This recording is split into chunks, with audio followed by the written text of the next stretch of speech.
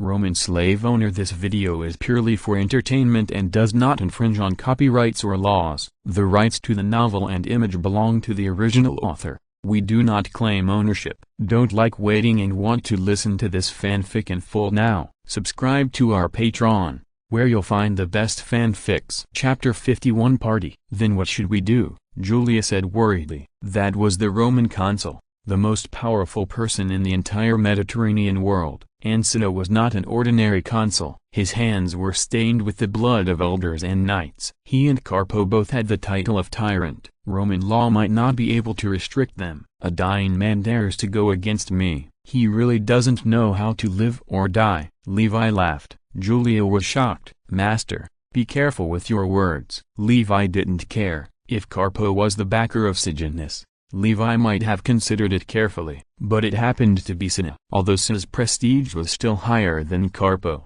Levi knew that if nothing unexpected happened, Cinna would soon go on an expedition to Greece. Unfortunately, he was killed by the rioting soldiers before he went out. The Roman soldiers were awesome and killed one commander after another. Therefore, he was not afraid of Cinna, but was angry that he could leave if he wanted to. But he had to disgust me. What should we do? Julia said. Refuse. No one can reach out to me without paying a price. Levi said coldly. Julia was shocked. This was going to confront the Archon, but soon Levi knew that he couldn't do that. Tell him to drag it out and don't give a clear answer. Levi guessed that he would soon go to war. As long as he went to war, the matter would be over. Cinna walked out of Cerabio's new residence with a sullen face. This guy dared to fool around with him. Did he really think he was an idiot? Cerabio walked out with a smile on his face and apologized repeatedly. Liberius saluted expressionlessly and watched Cinna leave. At this time, Cerabio's face immediately collapsed, and Liberius walked forward with a smile. How is it? How did the talk go? What else can it be? Of course it's dragging it out. After being hit on the left cheek, the right cheek will be stretched out to be hit. Cerabio couldn't help but laugh at himself. Liberius laughed out loud. Fortunately, this was Cerabio's job. If he had come by himself, he didn't know if he could bear this kind of anger. Cerabio kept complaining. He didn't know when he would be angry again. Fortunately, the date of the expedition was very close. Sino was probably going to leave. At this time, a middle-aged man greeted him from a distance. Cerabio looked and saw that it was his good friend from childhood, Appius. Appius, why are you here? Cerabio said with some displeasure. Haha, we have a party. Do you want to come? Appius said. No interest. I'm very busy recently and can't spare the time. Cerabio said arrogantly. Appius cursed inwardly. This guy was really arrogant when he got his way, but this time he made a promise. He had to invite him no matter what. Many of our friends used to come, such as Marcia, Sempronia. Appius introduced several famous beauties in their circle. Wait, you said Sempronia will come too? Cerabio said. An almost perfect figure appeared in his mind, with beautiful appearance, noble birth, outstanding talent, and elegant conversation. It can be said that she is the embodiment of the perfect woman in his mind, the dream lover of many people, and the object of his secret love. Yes, but she is married and has a child, but her life is not going well, Appius said. Hearing this, Cerabio was struck by lightning. Although he guessed that she might have been married, it was still heartbreaking to know the news. Why is she not going well? Cerabio asked. She spends a lot of money and owes some debts. She really wants to see you. Appius thought for a while and said, in fact, it is far more than that. If he told the truth, I am afraid Cerabio would refuse to go to the party. Debts owed? How much? Not sure. Maybe tens of thousands of dinars, Appius said. Cerabio was extremely surprised. This was equivalent to the entire property of a knight. How could she owe so much money? Okay, I'll go see him, Cerabio said. They got on the carriage, and then, led by Appius, they arrived at a high-end hotel. Appius took him to a private room on the second floor of the hotel, where many people were waiting for him. Cerabio, long time no see. Ha ha ha, your name has been heard a lot these days. I heard my eldest brother and others mention you a lot recently.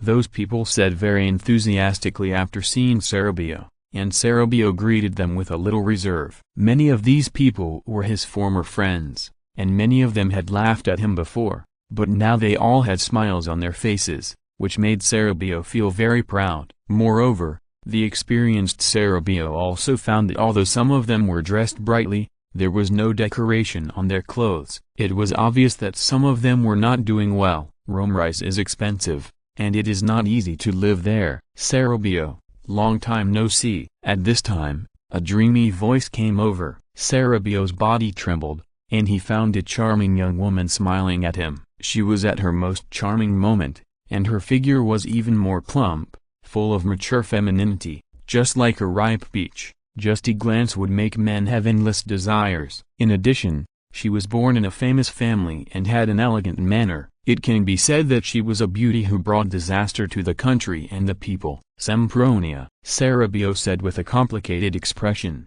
Appius, who had a sharp eye, immediately arranged for Serabio to sit next to her, and then the banquet began, and Serabio soon became the center of the banquet. I heard that General Sertorius visited you a few days ago, someone said with admiration. Yes, he just asked me to do a little favor, Serabio said proudly, as if he was really asking him, and Levi behind him was automatically ignored by him. Sertorius has always wanted to be the Chief Justice, and his voice is very high. I support him too. Those slaves are so hateful. If it weren't for General Sertorius, they would have climbed on our masters. That's right. In the past, Marius had some slave soldiers under his command. After conquering Rome, some of these slaves killed their masters, raped their masters' wives and daughters, and robbed their property. This made Sertorius furious. Sertorius persuaded Sa to lure these slave soldiers to the square and then shoot them in a concentrated manner, which brought Sertorius many supporters. You must have agreed to help him, right? Sempronia gently put her hand on his arm and said, "Thank you very much for Kudo Minglong's reward." Chapter 52.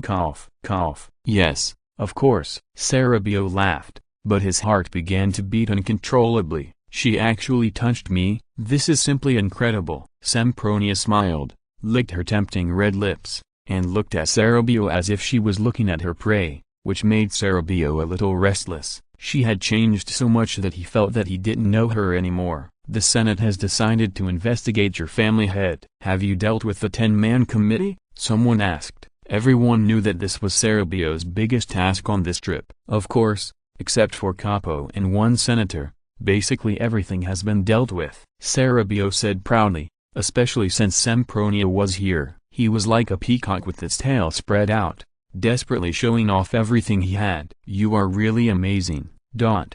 Everyone said with admiration. Those who were selected for the 10-man committee this time were all very influential senators, and at least they had been chief justices before. It's a small matter, Serabio said. He felt Sempronia's eyes were getting hotter, which made him very excited. Could it be that the goddess had taken a fancy to him? Can we talk alone later? Sempronia whispered in his ear. The fragrance was so strong that Serabio felt completely drunk. Of course, Serabio said excitedly. Serabio was anxiously waiting for the end of the banquet. He had never felt that time was so difficult to endure. It was like a year passing by, but the banquet was finally over. Those people left in tacit understanding, leaving Serabio and Sempronia behind. Serabio felt that his heart was about to explode with excitement. Sempronia walked up to him and gave him a long French kiss. Serabio hugged her excitedly like a boy who had tasted the forbidden fruit for the first time, wishing that she could merge into his body. At this moment, the door was knocked at in an opportune time. Who is it? Serabio said dissatisfiedly. He felt Sempronia's hands had reached into his clothes, and Serabio's breathing became heavy. There is a distinguished guest who wants to see you, the voice outside said. Tell him I'm busy, and we'll talk tomorrow, Serabio said, and then threw Sempronia on a lounge chair. How about we change places? I'll reward you well, Sempronia said with a smile. Her breath was as fragrant as orchid, and her hands were around Serabio's neck. Okay, hurry up, Serabio said with red eyes. They left the private room together, but did not notice that someone was staring at Serabio's back with extreme anger. Not free? Haha, you actually look down on me. Nobanus, Scipio looked down on me, I endured it. Levi, Serabio, you dare to look down on me too, I will make you regret it. Nobanus said hatefully. What Levi didn't know was that the cheating Serabio had unintentionally made a big enemy for him. The news that Roman consul Capo was about to arrive in Capua with the 10-man committee of the Roman Senate shocked Capua. Some people were naturally happy, such as Sejanus and Gutta. They felt that Levi would not have the courage to defy the will of the consul, so Sejanus and Gutta and others were busy entertaining the consul and his party. Others were hesitant. Although Levi was very powerful, he was now facing the entire Roman consul and the 10-man committee of the Senate. Did Levi have the strength to fight back? Faced with this situation, Levi had to spread the word that he had dealt with most of the 10-man committee, so that some Capua fence-sitters would settle down and continue to cheer for Levi. The sun was shining and the sky was cloudless, the whole Capua was singing and dancing, and there were happy people everywhere, because today was the Apollo festival. A large number of nobles and knights gathered outside Capua, because today was the day when the consul and the 10-man committee arrived in Capua. In addition, there were more than 3,000 guards and soldiers, most of which were brought by Levi, coming from the future. He was always wary of this world. On the one hand, he was afraid that Gutta would do something irrational, and on the other hand, he was afraid that Capo would mess up. The entire nobles and knights were clearly divided into 3 groups of people under the banner. The majority of them were led by Levi and Serabio, and a small number remained neutral. Gutta and Sejanus stood on the other side with a small number of people. They looked smug, as if they had won a great victory. Levi sneered at this, and they thought too much to rely on the pressure of the consul to let them go. Serabio and others also returned to Capua in advance, and Serabio completely regarded himself as Levi's confidant. Everyone also knew that Levi supported him as the next administrator of Capua, and they flattered him in every way. Although Serabio tried to maintain a graceful smile, he could not hide the pride in his eyes. Seeing that Levi's face was a little gloomy, Serabio said quickly,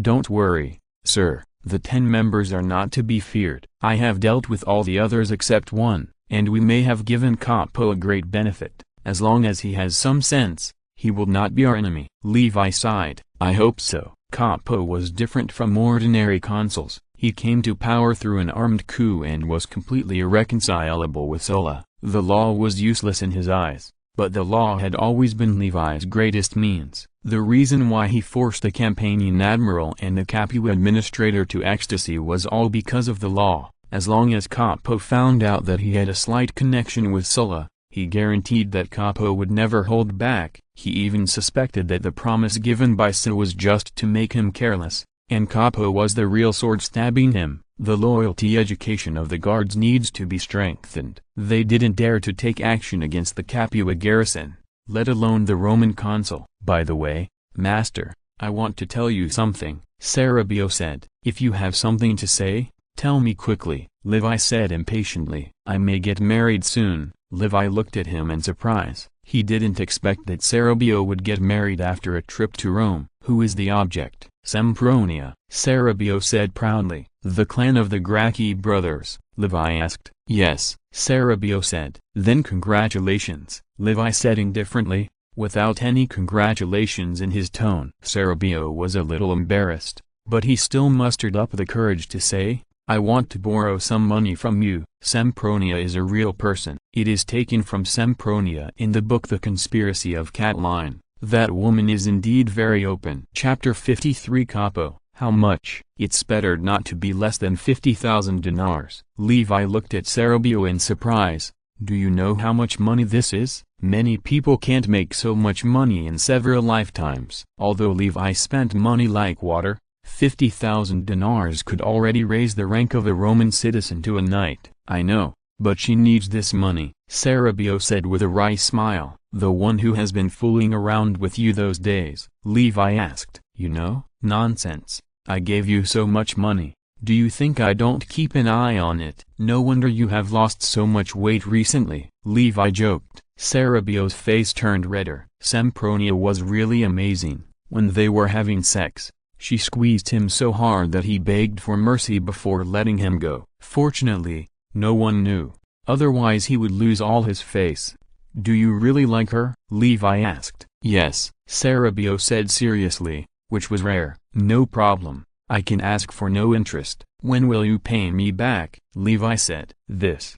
Cerebio was speechless for a long time. Damn, this guy didn't intend to pay back the money. In Levi's cannibalistic eyes, Cerebio finally gave in. 5 years. "Pay back the money within 5 years," Cerebio said. Levi snorted coldly and gave him a warning look. "Remember not to miss important things because of women. There are many people who can replace you," Levi said meaningfully. Cerebio was shocked. Things were indeed as Levi said. He was just a down-and-out nobleman who understood the law. There were too many down-and-out nobles like this. Rome had a lot of them. And he did relax a few days ago. "I know. I will work hard," Cerebio promised quickly. "Look, someone is coming," someone said. Soon, a team slowly appeared in the distance. The first thing that came into view was the eagle flag of the Roman legion and various flags. Levi said in his heart, "Although I knew that Carpo had brought half a legion, I was still a little worried when I saw him." This shows that Carpo did not rule out the idea of using force. The team slowly came to them, and the team separated, and 12 guards appeared. These guards carried a bundle of whips on their shoulders, and an axe was inserted into the bundle of whips, symbolizing the supreme power of the Roman consul. This is the famous in later generations. It is a symbol of the highest violence and power, meaning the individual obeys the collective, and the collective obeys the leader. In addition, it is a kind of torture instrument used to execute people. If someone committed a serious crime, the consul would sentence him to death with the apostrophe. The guard immediately untied the bundle of whips from his shoulders, and whipped the criminal fiercely until he was beaten to pieces, then pulled him to kneel on the ground, pulled out the axe from and chopped off his head on the spot. A middle-aged man wearing a red robe with purple edging and sitting on an ivory chair slowly appeared in front of them. The middle-aged man had a hooked nose, black hair, and gray eyes, giving people a gloomy feeling. Seeing the middle-aged man, Gutta, Sejanus, and their men were overjoyed and came forward to greet him. Capua Consul Sejanus greets the respected consul Capo. Campania Admiral Gutta greets Capo. Even some people around Levi came forward one after another. This was the Roman consul, the most powerful person in the entire Mediterranean. Cerebio also had an eager look on his face, but seeing that Levi did not move, he could only stand beside Levi. Capo showed the good manners of a nobleman, giving those Capua officials a feeling of spring breeze, making them excited with red eyes, as if they had seen an idol. It's not bad to say idol. Isn't the Roman consul the ultimate goal of their struggle? Capo's eyes swept over everyone one by one, and soon fell on Levi next to Cerebio. Compared with those middle-aged and elderly people, Levi was too young. Capo came over and said with a smile, "This must be Levi. Your name has long been well known in Rome. Compared with the respected consul, my fame is really insignificant." Levi bowed slightly. "At your age, I have not achieved such great achievements," Capo said. The two were bragging about business and observing each other carefully. If someone didn't know them, they would definitely think that they were good friends. At this time, the senators wearing white robes with red edges came over one by one. "You must be Levi. I am Claudius Pulcher." A tall, black-haired man with a warm face said, "It's a pleasure to meet you, respected senator." Levi said hurriedly, "This is a former consul." The qualification of the senator is automatically assumed by the retired consuls, magistrates, dictators and cavalry commanders, as well as some municipal officials. Later, Sulla allowed the treasury to obtain this qualification. This Pulcher is no ordinary person. Claudius is the most famous clan in Rome, and almost every generation has someone who serves as consul. Pulcher himself is also qualified to hold a triumphal ceremony, and his children are also quite extraordinary. Several of them are famous figures in history. One of his sons is Publius Claudius, who cheated on Caesar the Great. Later, he had great power in Rome and embarrassed Pompey, even forcing Pompey to recall the exiled Cicero to deal with him. Another daughter married the famous general Lucullus, who was accused by Lucullus of having an incestuous relationship with her brother Publius Claudius. Another daughter also married a consul, but divorced because of frequent cheating. It can be said that the whole family is a notorious promiscuous family and a powerful family in the late years of the Republic. Levi was very satisfied that Serbio could get in touch with such a family with huge power. "My name is Leotilo Lupus. You are a good young man," another senator said with a serious face. Levi's heart tightened. This seemed to be the only senator that Serbio had not dealt with, but he still said modestly, "All this is the blessing of the gods." Seeing the consuls and senators surrounding Levi, Sejanus and Gutta felt indescribable sadness. He is so powerful at such a young age. He will definitely go to heaven in the future. At this time, Sejanus came out and said, "Dear consuls and senators, you must be very tired after coming from afar. Just come to the resting place we prepared for you." Chapter 54 Release. Capo shook his head. "We are here to investigate your affairs. To avoid suspicion, we'd better find another place to live. Senator Maximo has vacated his manor, and we will rest there." Sejanus' smile froze, but he quickly reacted. "We should avoid suspicion. We should avoid suspicion. The Senate is very dissatisfied with what you have done, so it sent me and the 10-man committee to investigate this matter. We respect the results of the Centuriate Assembly and the Citizens' Assembly, but if before that, we have found any evidence of collusion between Levi and Sulla." At this point, Capo stared at Levi coldly. "Does the consul think that I, a minor, would collude with Sulla?" Levi said angrily. "Although I have always had the idea of colluding with Sulla, I really haven't put it into action." Levi said that he was more wronged than Capo coughed lightly. In fact, he also felt that it was unlikely that a child had so much money and would support Sulla out of boredom, but the dignity of the consul could not be lost. "I hope so," Capo said. "During this period, we may summon you and your men to ask some questions. Don't worry, we will handle it impartially." Claudius Pulcher said with a smile, "No problem. We believe in the fairness of the consuls and elders." Sejanus answered first. Pulcher smiled and said nothing more. The two sides talked for a while, and Gutta suddenly said, "Tomorrow Capua will hold a grand gladiator competition. I wonder if you are willing to come." "Really?" Capo glanced at everyone and finally nodded. "We will be there tomorrow." In fact, someone made a bet with Levi on tomorrow's gladiator competition. They decided to settle the grievances between the two sides in the arena, but he was arrested because of a little suspicion. "I implore the consul to release them," Sejanus said. "The administrator is right." In addition to him, some noble knights and some distinguished ladies have been detained. They have not committed any crime, but are citizens who love Rome. They were detained by the Capua Senate just because of a little suspicion. I hope the consul will make a decision for them." At this point, Gutta even knelt down and burst into tears. When he thought of the suffering of his children in prison, he felt heartbroken. He had not slept well these days. Seeing this, everyone was shocked. "You know, kneeling is not popular in Rome." The senators looked at Levi with strange faces. "Look at what you have forced Admiral Campania into." Levi looked wronged. "You didn't see them when they were arrogant. They were going to take my life." "Is that so?" Capo looked at everyone, and no one dared to answer. Capo has the title of tyrant, which is forged by the reputation of thousands of senators and knights of the Roman Senate. Compared with those elders and knights, they were at least one order of magnitude worse. "We shouldn't treat some noble knights and beautiful ladies like this. Let's release them. I hope everyone has no objection," Capo said lightly. Levi thought to himself, "Who dares to have an objection to your doing this?" Levi glanced at the elders, and Pulcher shook his head at him. "Since there is no objection, then it's settled." Gutta and others shouted "Long live," as if they had won a great victory. After fighting with Levi for so long, they finally got a backhand. "Asshole." After returning home, Levi couldn't help but cursed. This was too obvious to take sides. Serbio was also frowning. It seemed that the consul had come with bad intentions, but he still said, "In fact, we don't have to worry too much. I think his biggest goal is to confirm whether we are in collusion with Sulla." Levi nodded, which really made Cinna and Capo feel uneasy. At the same time, he hated Gutta and Sejanus even more. These two guys must die. They actually caused him so much trouble. At this time, a guard came in. "Report to the master, someone just delivered a letter outside, saying that it was for you and then left." The guard said, "Bring it here." After reading it,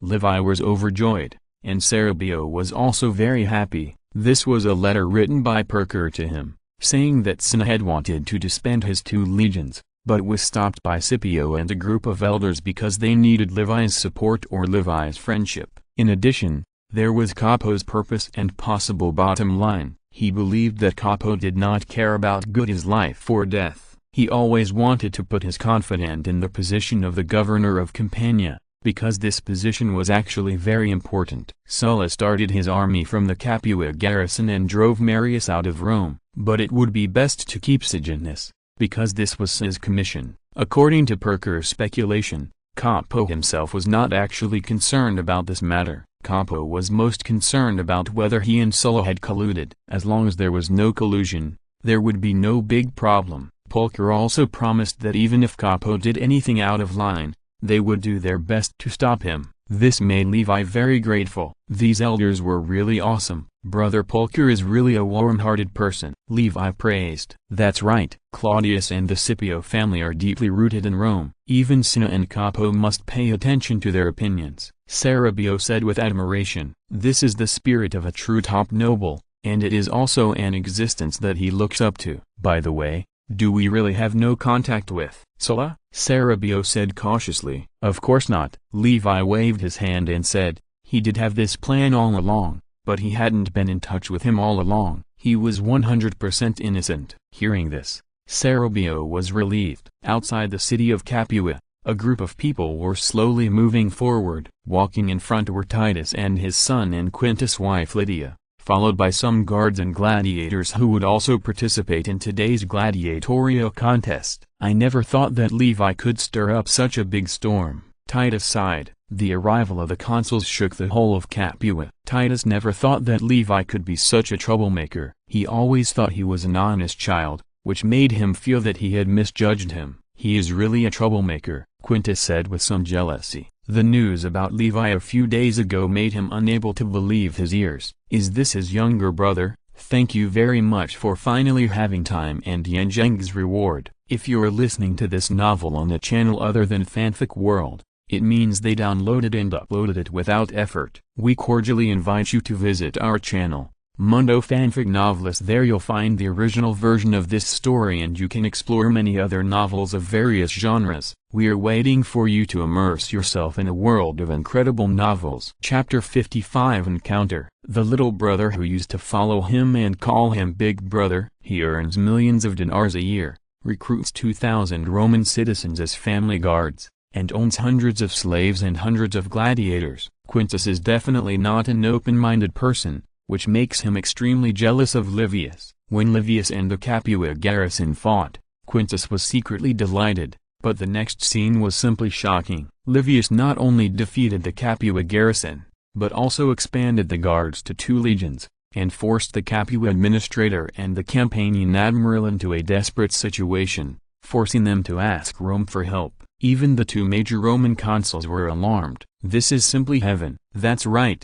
Livius has a good hand, but he puts himself in danger. Quintus, you must not learn from him, Titus said. I know, father, Quintus said quickly. His father rarely agreed with his point of view, which made him very proud. Who do you think will win the gladiatorial competition today? Titus asked. I think it's Levi. I think Levi is very likely to buy some excellent gladiators. Dio can't be his opponent, Quintus said. That's right. With Levi's financial resources, he doesn't need to train gladiators himself. He just needs to buy them. It's hard for Dio to win, Titus said. Levi is no longer a pure Lanista. Training gladiators is just his sideline. Lanista is Latin, meaning someone who runs a gladiator training school. At this time, Quintus winked at Lutia, and Lutia nodded knowingly. Since even his father thinks Levi can win, it's time to bet heavily on Levi. His family's life is not as rich as Levi's. Although life is not poor,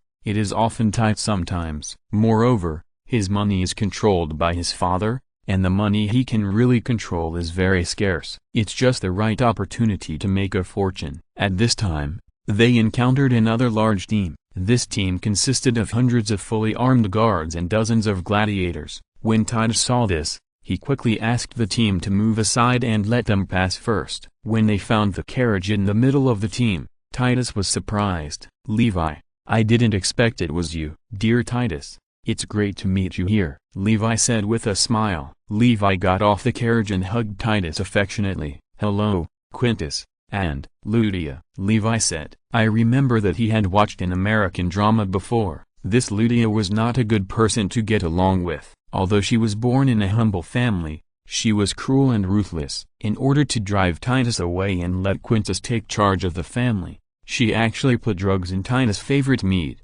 making him cough constantly, and finally had to go to Sicily to retire. Later, in order not to be driven away, she even poisoned Titus to death. "What a terrible woman." "Hello, Levi," Lydia said. "She has golden hair, which is not a good color. Many Romans have black hair, which means that she is likely to have a barbarian bloodline. No wonder Titus doesn't like her." "Are you going to the arena?" Titus asked. "Yes, you too. Let's go together," Levi said. Titus wanted to refuse, but now Levi is caught in the vortex of the entire Capuus struggle. He doesn't want to get too close to Levi, lest he be seen as a member of Levi's party. Compared with the administrator, the governor of Campania and other giants, he is really nothing. Not to mention the Roman consul who just arrived. Any small wave can completely submerge his family. "No problem," Quintus said at this time. Titus looked at him with some blame, but Quintus had his own purpose,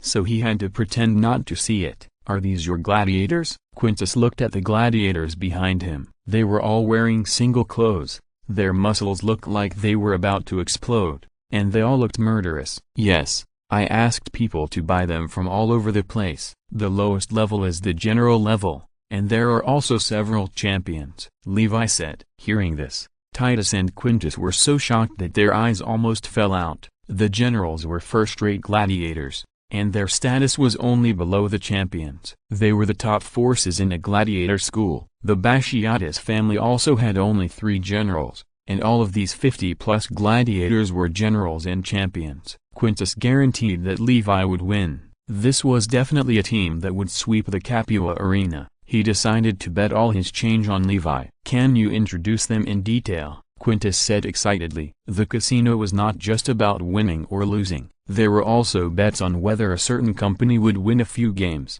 and these were the real big shots. Now that he had the opportunity to get first-hand information, how could he give it up? "No problem." Levi winked at Carus, and Carus immediately introduced Quintus. At this time, Titus found a particularly tall figure among them. "He's called the general, right?" Titus said. "Yes," Levi said with a smile. "Is he going to participate?" "I remember he only trained for less than 3 months," Titus said. "He ranks first among all the gladiators," Levi said. In fact, he was also very surprised by this. He could only say that some things depend on talent. With his height and strong body, he has too much advantage in some aspects. Titus and Quintus both took a breath of cold air. This is a team composed of brave generals and champions. Being ranked first has fully proved his strength. What's more terrible is that he has received 3 months of training. What if he has received longer training? As long as he trains well, he will definitely become a legend. Titus said with some regret. It would be better if Levi had sold him to him. He doesn't want to fight in the arena. He doesn't want to please the Romans, Levi said. Levi certainly knew the general's potential. He also hoped that the general could become a legend among gladiators, but the general refused. He was extremely proud and didn't like to be a gladiator like a clown. Yes, that's how he described the gladiators. "Levi, you are so kind to the gladiators. Sometimes you need to send them to the mines to experience it," Titus said. He knew that Levi was doing something about winning 10 games to get free. This incident caused a huge commotion among the gladiators under his command, and they had to do everything they could to suppress it. "Forget it. Everyone has their own ambitions. I won't force it," Levi said. He was not interested in the arena and didn't care about the legendary gladiators. "By the way, do you sell your cavalry gladiators?" "I plan to build a gladiator cavalry team." Chapter 56 Rejection. "Are you going to let them fight in the arena?" Titus asked. "No, I just want to build a cavalry, not to let them fight in the arena. Those with similar strength will do," Levi said. He knew that Titus was reluctant to sell those excellent cavalry gladiators, but those with average strength would definitely be willing. In fact, as long as the gladiator cavalry has fought a few games, They are comparable to elite cavalry. Gladiator competitions are much more cruel than wars, and those who can survive are the elite. Of course, I am very happy to transfer some gladiators to you, as long as the price is right, Titus said with a smile. Looking at Levi and Titus chatting and laughing, Quintus felt indescribably sad. In the past, Levi was just his little brother, but now he has far surpassed his father, and he can only take shelter under his father's wings. Lydian understood what he meant, looked at him gently, and Quintus kissed her lightly. "Don't worry, I'm fine." Then he followed them with his head down, and he was not even very enthusiastic about making money. Lydia's face showed anger. Quintus was so talented, but he had nowhere to show his talent because of Titus. The two sides quickly finalized the deal. The process was very simple. Titus made an offer and Levi agreed. After completing the deal, the two sides soon came to the arena outside Capua. At this time, Levi suddenly remembered something. "Oh, I have another favor to ask of you. On the day of the Centria conference, I hope you can support me. Is that okay?" Levi asked. "We have something to do in Sicily that day, so I'm afraid I can't help you," Titus said almost without thinking. Hearing this, Levi was stunned. These days, he has been going to the door to talk to those rich people and knights. Under his coercion and inducement, there are really few who dare to refuse his face. But he didn't expect that Titus, who thought he was sure to win, was rejected, and the rejection was so straightforward and even a little ruthless. The scene froze for a while, and Quintus and Lydia became nervous. "Levi is not an ordinary person now." "Really? That's fine," Levi said with a dry laugh. Quintus and Lydia were relieved. Lydia patted her chest gently. For the first time, they found that they were actually a little afraid of Levi. In the end, the two sides parted here, and Levi also gave up the plan to invite them to the VIP seat. For some reason, he felt a little uncomfortable in his heart. He felt that something seemed to be leaving him forever. "Father,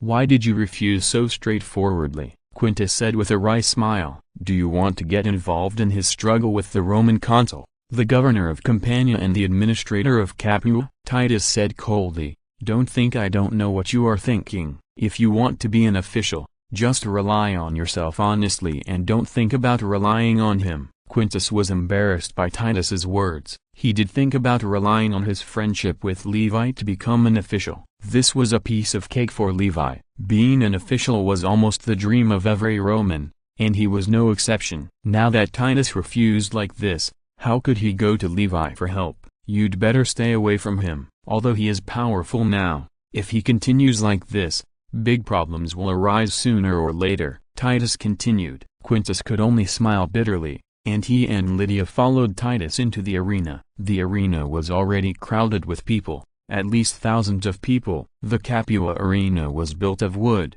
not stone. Levi was deeply worried about the fact that a wooden arena could accommodate so many spectators. Everyone was seated in different areas, with VIPs, knights, and priests occupying the best seats, all very close to the front. Citizens were located at the bottom of the arena, where they could see more clearly, while the poor and women could only sit or even stand at the top of the arena. Two young Capua youths fought with wooden swords, trying to show their bravery to the people of Capua. However, the audience was not satisfied with this kind of performance-like competition, and from time to time they booed in various ways, which made the young people below particularly embarrassed. Levi found that Sejanus and Gutta had already sat in the VIP seats, in addition to Dio who had just been released. His face was pale and he looked a little absent-minded. Capo and others had not arrived yet. They were talking, and when they saw Levi, they snorted coldly and stopped talking. Dio was shocked and angry, and finally turned his face to other directions. "Sit here, dear Levi." Old Tullius patted the seat next to him and said with a smile, "Okay." Levi sat next to him. "Levi, that matter is over. What do you think about us shaking hands and making peace?" Sejanus said with a smile. "Ha ha ha." Levi couldn't help laughing. "You are worthy of shaking hands and making peace with me. If you are not the consul, your best fate is to go into exile, and your whole family will die without a burial place." Listening to Levi's crazy, cool and awesome declaration, Sejanus and Gutta were so angry that their faces turned red. "No one can covet my property without paying a price," Levi said coldly. This is what he repeatedly emphasized. He wanted to engrave this sentence into everyone's mind. Whoever dared to covet his property must pay a price they could not afford. If he could not even deal with a Capua administrator and a Campanian governor, those Roman dignitaries would definitely swarm in like wolves. He had to tell everyone firmly not to take my property, otherwise death would be your only fate. This is why he acted so tough again and again. "Why do you think Consul Capo came? Will he watch us die in your hands?" Gutta said coldly. Levi could not help but sneer. "Consul Cinna asked someone to tell me that he would only protect Sejanus and not you. He was even willing to use your life in exchange for me letting Sejanus go. If I hadn't refused,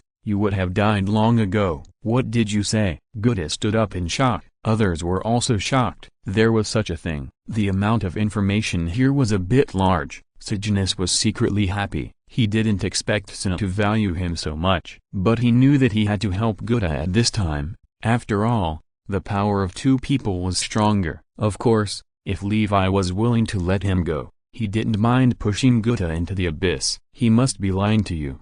Archon Cinna would never say such a thing. He must want to alienate us," Cyanus said. Chapter 57 Unlucky, haha. "Do you think I have to lie to you?" Levi said disdainfully. "No matter what, I will stand by you," Sejanus said to Gutta. Gutta didn't say anything, but his heart was cold. He didn't expect that he was so worthless, just letting Sejanus go. And he knew that he couldn't keep his position. Who would protect his children or even him at that time? There was only one solution to all this. That is, let Levi die. This made him want to kill Levi again. "Let's watch the game." Levi didn't want to chant with them anymore. A group of guys who didn't know their status. By the way, there is something you may not know. The fortune teller found an unlucky sign. 3 days later is not a good time to hold a centennial meeting. The centennial meeting must be postponed. At this time, Sejanus said with a little complacency. Levi looked at him in surprise. What was going on? There was such a show. He's right. The convening of the Centuriate Assembly requires observing the celestial phenomena to avoid angering the gods. Old Tullius coughed and said,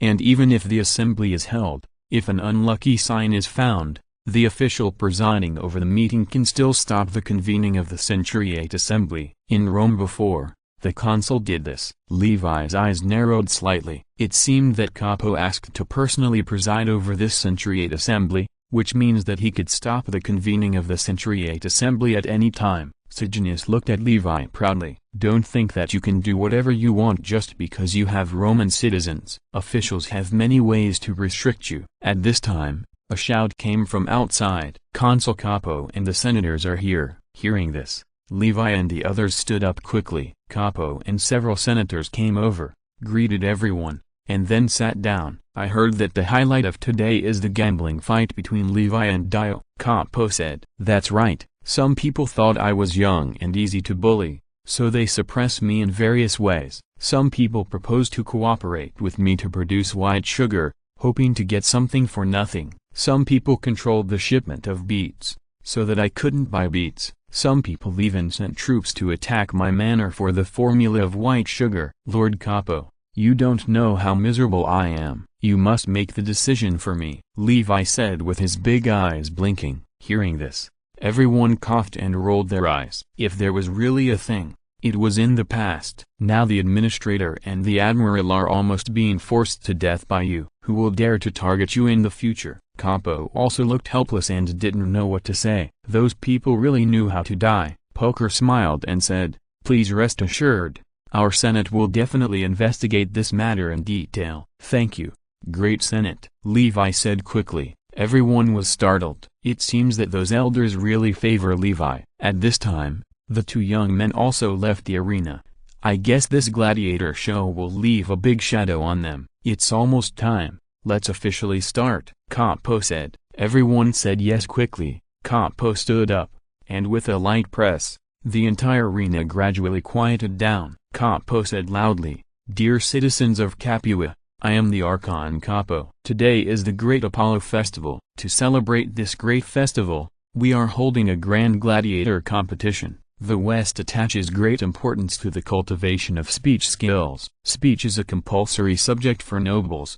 Just like our language, they have developed speech into a kind of knowledge called rhetoric, which is a kind of knowledge of persuading the public. It has been inseparable from philosophy since ancient Greece. The ancient Roman nobles attached great importance to rhetoric. Basically, every noble who intended to go into politics would spend a lot of time studying it. Capo's speech aroused cheers, and they welcomed Capo's arrival. With the sound of a melodious horn, 2 teams of gladiators entered the arena from the secluded room under the leadership of the trainer. Each team of gladiators had 50 people. One team wore helmets with masks and brims, armor on the left side, and held short swords and square shields in their hands. They played the Samnites, also translated as Samnian, the former enemies of the Romans and Capua. Another team held curved short swords, a small shield with a raised surface in the other hand, and wore helmets without masks. They played the Thracians. They all wore bright red donica, and 2 black feather bands floated on their helmets, looking very majestic. They circled the field under the leadership of the trainer and stopped in front of the VIP seats. Seeing this, Capo frowned. In the process of Cinna and Capo's armed seizure of Rome, the Samnites provided a lot of support. Capua's doing this was politically incorrect, but in this atmosphere, he still endured it. "Salute to you, Lord Archon," all the gladiators said together. Capo smiled and nodded, and the gladiators returned to the secluded room. Only 2 gladiators stayed. The one who played the Samnite with a square shield was a Gaul with red hair, a burly figure, and muscles that looked like they were about to explode. The one who played the Thracian was a real Thracian. Thracians were unruly by nature, and even as slave gladiators, they were often restless. This Thracian gladiator was extremely powerful. He came from Rome. Although he was a brave general of Rome, his strength exceeded that of the champion of the small city. He ranked second among the gladiators under Levi. Levi arranged for him to appear in order to get a good start. The first to appear is the Gaul Lysias from the Dio Gladiator Training School. We are very familiar with this gladiator. He is very powerful and cruel. He has participated in 21 gladiator competitions and killed more than 30 gladiators. Just last month, in front of all the spectators, he tortured and killed one of his opponents and cut off all the enemy's limbs. His opponent is in trouble. A staff member of the arena shouted loudly. The Gaul raised his shield and dagger and roared, "Ah, ah, ah, don't!" The audience screamed, and it was obvious that this was a very popular gladiator. "Lysias, I love you." "Kill him." "Lysias, kill that coward." "Don't!" the audience said excitedly, as if the opposite gladiator had some deep hatred with them. Although Levi had such a memory, he was still very surprised when he was there in person. This was completely the treatment of a superstar. No wonder some noble ladies in later generations liked gladiators. Chapter 58 Aphrodisias. As for the Thracian gladiator, he is a gladiator from Levi's training school. He is a newcomer named Zaphroth. We don't know his record yet, but I don't think he will be a match for Lysias, the commentator said loudly. Although his voice was basically drowned out by the cheers of the crowd, Levi and others still heard it very clearly. Dio breathed a sigh of relief. It seemed that he was going to win. And then he looked at Levi proudly. "Levi, this won't do. If I were you, I wouldn't let these newcomers come out and embarrass themselves," Sejanus said in a tone of teaching. "Some people just can't see the situation clearly. If it were me, I would have surrendered long ago." Dio said proudly. Of course he meant something, not just this gladiator match. "Newcomer. He is just a newcomer in Capua," Levi said with a little disdain. "I hope you don't lose so badly that you have to call your daddy later." "Zavros? I remember there was a gladiator named Zavros in Rome," a senator said at this time. Because the armor covered his face, he couldn't see what the gladiator looked like. "Yes, even in Rome, he was very powerful. He once fought with the legendary gladiator Morris and lost with honor. I remember someone from the Scipio family spent 1,500 dinars to buy him but failed." Another senator said. Everyone looked at Levi. "Could he be the Zavros?" Levi nodded. "Yes, he is the Zavros. My men bought him from Rome." "Then how much did you spend?" someone asked. "How can I remember such a small thing?" "About 2,000 or 3,000. Levi thought for a while and said, Everyone couldn't help rolling their eyes. It's true that he is a rich man. Even such a thing is a small matter. I think Zavros can win, a senator said. I thought so too. He is a powerful gladiator who can fight with the legendary gladiator Morse for dozens of rounds. Listening to the discussion, Dio's face turned green and red, and the arrogant momentum just now was gone. Levi snorted disdainfully, "You little guy still want to fight with me?" Capo gently stroked his chin. His eyes revealed an ambiguous color. I don't know what he was thinking. "Boy, if you kneel down and lick my big dick now, I can still spare your life," Lysax said loudly with pride. His domineering declaration caused the audience to scream. Levi couldn't help but cover his eyes. He wondered if this Lysax was crazy. Zavros shrugged speechlessly. What kind of opponent did he meet? The elders whispered to each other, looking at Lysax as if he was a fool. "Do you know who your opponent is?" Capo shook his head, unable to bear to watch the next scene. Obviously, he didn't think Lysax would win. "Since you want to die, I will grant your wish. You useless bastard, I will cut off your fifth limb and make sure you will never be a man again," Lysax said in a cat-and-mouse tone. Zavros's eyes changed. This guy is really good at courting death. He decided that he would not let this guy die so easily. Lysax roared with great confidence and stabbed the Thracian gladiator with a dagger. Zavros seemed to have expected his move. He dodged sideways and raised his dagger to cut his arm. Lysax was startled and was about to dodge, but Zavros was too fast. Lysax's arm hurt. A lot of blood spurted out, and the dagger in his hand fell directly to the ground. Lysax looked at Zavros in horror. How could this be possible? How could this guy be so powerful that he knocked his dagger away with just one move? Zavros didn't give him a chance to react. He stabbed Lysax with the dagger in his hand. Lysax quickly raised his square shield and hit the dagger fiercely. To his surprise, he didn't feel the impact he should have. Not good. Soon his left foot hurt, and he couldn't help but fall forward. After falling to the ground, Lysax didn't even want the shield. He struggled hard and was about to roll to the side with all his strength, but he felt a pain in his left arm. After he rolled to the side, he found that his left arm was almost cut off, and even the bones were exposed. A lot of blood spurted out like it was free. "Who are you?" "You are definitely not the new gladiator," Lysax said in horror. Zavros sneered and picked up the dagger that Lysax threw. "My name is Zavro, a brave general of Rome, and the second-ranked gladiator of the Levi family." After that, he attacked Lysax with two swords in hand. Lysax had no weapons and shields, and both arms were injured, so he could only retreat again and again. There were scars on his body, and he was covered in blood. Zavros had a playful and cruel expression on his face. Lysax knew his purpose. He was teasing him and wanted to torture him. The changes in the arena confused the audience. Who was that Thracian gladiator and how could he be so powerful? But soon they forgot all about it and immersed themselves in the blood of the arena. "Well done. Kill him. You are so great, Zavros. I love you, Zavros. You must torture him hard." The stands were full of crazy people. They had long forgotten to cheer for Lysax and turned to support Zavros. Both Zavros and Lysax were accustomed to this. As long as you can keep winning, the audience will always be your most loyal supporters. The wounds were like a baby's open mouth, covering his whole body. Not only his arms, but also his chest and legs were covered with blood. A lot of blood flowed out of the wounds. Lacey felt dizzy for a while, which was due to excessive bleeding. He knew he had lost, and he staggered and tried to stretch out his left index finger to beg for mercy to the audience.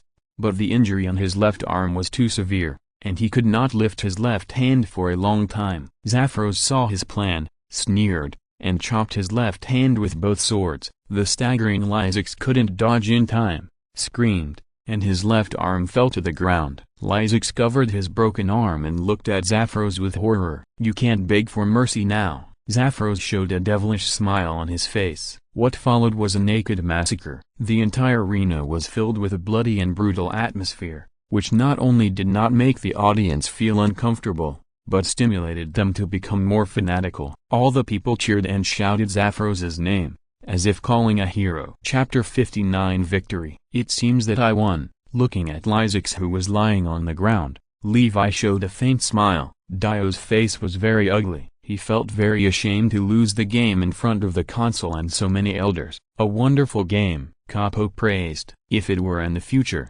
this kind of game would definitely be criticized and even banned." But now no one thought there was anything wrong, but agreed with Capo's opinion. "The next game will be even more exciting," Levi said meaningfully. Hearing this, Dio's face choked and then completely darkened. "This damn bastard, may the gods curse him." Two people who played the roles of Pluto, the god of the underworld, and Mercurius, the god of business and money, came up and branded Lysax's body twice with red-hot chrome iron. After proving that he was really dead, they used a hook to drag him out of the arena from the gate of death. Then they took out a bag and took out a large amount of stone powder from the bag, and sprinkled a large amount of stone powder on the bloodstains, covering all the bloodstains.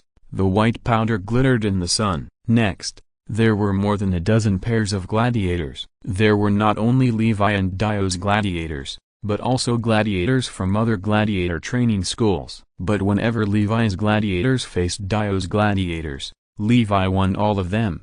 Dio's face had completely turned black. It was the first time he encountered such a bad situation. Moreover, all his gladiators were killed, not even one survived, and they didn't even have a chance to beg for mercy. "It must be that guy who gave the order." Thinking of this, Dio looked at Levi hatefully. Unlike Dio, Quintus was completely surprised and excited. After betting all his money on Levi's gladiators, although the odds were a bit low, he still made a lot of money, and the key is that he didn't lose once, which greatly increased his confidence in Levi. A young man with a slicked back hair and earrings sat beside him with a look of annoyance on his face. "Damn it, didn't everyone say that Levi's gladiators were not trained? Who knows where he bought so many gladiators? I lost so much money," the young man said. He was Quintus's good friend, Solinus, a down-and-out young man who followed Quintus for a living. "I told you a long time ago that you didn't listen when I asked you to bet on Levi," Quintus said proudly.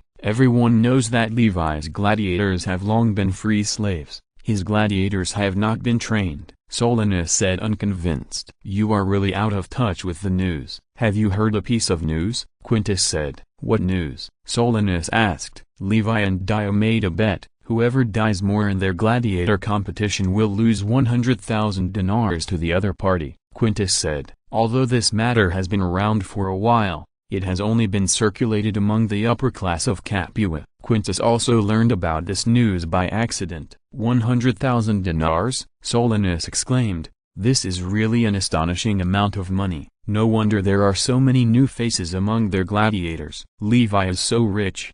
These must be the strong gladiators he bought from other cities," Quintus said. "Why didn't you say it earlier?" Solinus complained. "I told you to bet on Levi to win," Quintus said. Solinus was choked and speechless. He did say such a thing. "By the way, I remember he is your good friend. If there is a chance, introduce him to me," Solinus said flatteringly. Quintus looked at him warily. "What do you want to do? This guy is not trying to climb up the ladder. Who doesn't want to meet a powerful big man like him?" Solinus said. "This is not easy to do. He doesn't like strangers, and he has been very busy recently. Maybe there will be a chance in the future," Quintus said. "Well, then, I know he has indeed encountered troubles recently," Solinus said nonchalantly, but Quintus did not notice the dissatisfaction that flashed in his eyes. Cough, cough. At this time, Lydia coughed twice. Quintus and Solinus immediately sat up straight, like the most serious moral gentlemen,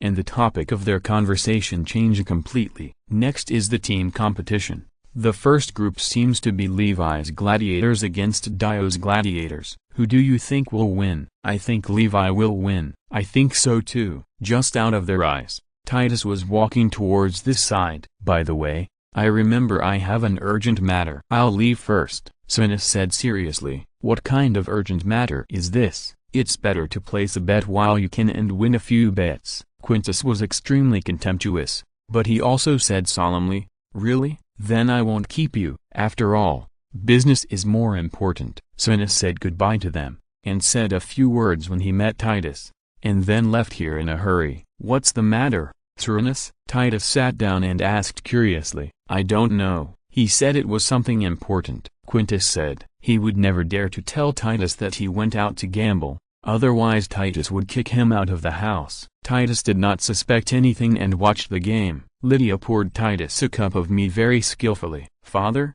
it's hot now. Have a cup of mead to quench your thirst." "Okay," Titus said. "Next is the gladiator match between Levi and Dio." "Yes, it's a team match of 2 people," Quintus said. At this time, 4 gladiators came out of the secluded room.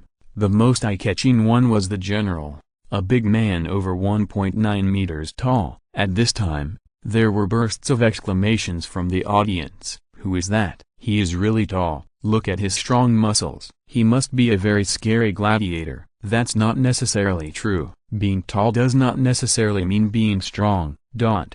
I didn't expect the general to be on the field. Now we know how strong he is, Titus said with a smile. The other gladiators are so strong, not to mention him being the number 1, Quintus said. Titus nodded. He must be very strong, but he was still looking forward to the match. "How is Onemamus' injury?" Quintus asked. Onemamus was a strong gladiator. He was selected by Titus himself from the underground arena. He was their key training target and was considered the next brave general. Chapter 60. Compared with the regular arena where everyone can cheer, the underground arena is more cruel and has no honor. Some dead gladiators' bodies will be hung there with iron hooks like pigs and sheep. Gladiators can't even choose their own weapons. The weapons in their hands must be selected by drawing lots. Winning is a matter of luck. If you fail, you are basically dead. Just now, Onemamus also participated in the gladiator competition. Although he won, he was also injured. "It's not a big deal, just rest for a while," Titus said. "Who is that tall guy?" Capo said with great interest. "He is called the General. He is a general of a Germanic tribe and is very powerful, although he is a newcomer who has only been trained for less than 3 months. His strength ranks first in my family," Levi said. "Ranked first?" Hearing this, many people were extremely shocked. "You know, Levi sent a group of brave generals to the field today, and there are even 2 champions. This is really a terrible gladiator." Capo is obviously very interested in him. If a monster of this size goes to the battlefield, it will definitely be a battlefield meat grinder, which can greatly deter the enemy. Looking at the excited Capo, Levi thought to himself, "This guy is not like Cao, a famous general collector." The 4 gladiators saluted the audience, and then the game began. Levi was very confident about this game. The general teamed up with a champion of a small town, who ranked 3rd in strength under Levi. He and the general were a strong combination, and they were the strongest group under Levi in the doubles competition. The general was a little uncomfortable with the battle in such a warm atmosphere, but as soon as the game started, he devoted himself to the game. There was no tactics in the 4-person game, and each person picked an opponent to start the game. Looking at the general who looked like a violent bear, the opposite gladiator expressed great pressure. 4 gladiators like them. The larger the physique, the stronger the strength. As long as you master the basic tactics, you will be a strong gladiator. Of course, if you want to become a champion or a legendary gladiator, you need higher skills. The general roared and hit the enemy fiercely with a shield. The gladiator quickly blocked it with his shield, but the general's powerful strength made him retreat again and again. The general took advantage of the situation and launched a series of attacks on the enemy with his shield or dagger. Faced with the general's superb martial arts, the gladiator was beaten back again and again, and he couldn't even control his body shape. Puff. Due to carelessness, the general's shield hit his head hard. A lot of blood flew out of his mouth and nose. When he came to his senses, a sword light flashed from his neck, and then the whole world began to spin. Roar! Looking at the head rolling on the ground, the general roared to the sky. The audience in the stands were excited and screamed like a tsunami. The general suddenly felt that this feeling of cheering by the crowd was actually not bad, but the premise was that he was willing. He glanced at the champion and found that he beat his opponent back again and again, and then quickly killed his opponent. This made him feel a little apprehensive. He didn't expect that he was also a powerful guy. "What a good gladiator," Capo praised. "Yes, many people say that he has the potential to become a legendary gladiator. If you like him, I can sell him to you," Levi said. "There are not many opportunities to flatter the consul. The general is valuable in the eyes of many people, but in his eyes, It is nothing. That won't work. I am the consul investigating you. I can't have a deal with you. Capo shook his head. Levi sighed. What a pity, Mr. Consul. I don't know if there is something I should say or not. If you have something to say, just say it directly. I only ask the consul to handle my case impartially and not show any partiality. I swear to the gods that I have no connection with Sulla until now, Levi said sincerely. Don't worry about that. I will never wrongly accuse a good person, nor will I let anyone who is involved with Sulla go. Capo said meaningfully. Thank you so much. It is a blessing for Rome to have a fair consul like Capo. Levi's mouth was like honey, flattering desperately. Capo smiled slightly. In fact, he was a little hesitant in his heart. He knew how important Levi's friendship was. This would give him an extremely powerful ally. But thinking of Cinna's order, he was in a dilemma. At this time, Sejanus was anxious and said quickly, My lord, Levi is extremely cunning. You must not fall for his tricks. What are you talking about? How could Consul Capo fall for an underage child? At this time, Perkle said angrily, No, I don't mean that. Sejanus defended. Then what do you mean? Sejanus stammered and couldn't speak. Levi secretly gave Perkle a thumbs up. His brother was indeed a kind of person who was eager to help others. He owed him a big favor. Okay, I know what I'm doing, and I don't need you to interrupt me, Capo said coldly. Levi, after today's game, I will take a few people from you, Gutta, and Sejanus back for questioning. Do you have any objection? Gutta and Sejanus's faces changed. Would Capo really enforce the law impartially? No objection. Levi glanced at them and said. Pulcher gave him a reassuring look, which made Levi completely relieved. With these elders around, Capo had no chance to force him to confess. Seeing this, Gutta and Sejanus could only agree. Capo smiled slightly and continued to focus on the game. The game went on quickly, and more than a dozen team competitions were held, including even gladiator cavalry competitions. One exciting game after another, one gladiator after another died in the arena, making the atmosphere on the scene reach one climax after another. The audience screamed and roared, and the whole field was filled with a hysterical atmosphere. It was almost noon, and the most exciting finale, the large-scale group battle ring, was about to begin. At this time, Sejanus said, I have a suggestion. The strength of the gladiators on both sides is too different. If we fight 20 to 20, it will be a one-sided massacre. If you are too attentive, you are either a traitor or a thief. Levi guessed that he couldn't spit out ivory from a dog's mouth, so he interrupted him directly. What's wrong with the massacre? I believe many viewers like to watch it. Chapter 61, Victory in the Fire Circle. This sentence made him choke. But Sejanus had already trained his face to be thicker than the city wall. He continued, I think we can let Levi send 10 people and Dio send 20 people. If Levi wins, he will get double the bet of 200,000 dinars. If Levi loses, he doesn't have to pay a penny. What do you think of this proposal? This proposal is very bad. I don't like it, Levi said with disdain. These 10 people against 20 people. The difficulty is more than doubled, but just doubling the bet is simply an insult to his IQ. What do you think, Archon? Sejanus ignored Levi and looked at Capo. The Archon just said that it must be fair and just. Levi smiled slightly. Capo was embarrassed. He was always embarrassed to regret what he had just said. You discuss it among yourselves. Capo felt that it was not worth offending Levi for such a small matter. As long as you don't exile yourself, I will agree to your request, Levi said with a smile. Sejanus's face immediately darkened. This man was really bad. He had sores on his head and pus on his feet, and he always wanted to put him on trial. He shook his head to one side. How could he cut off his own life? He had made up his mind to run away before the meeting.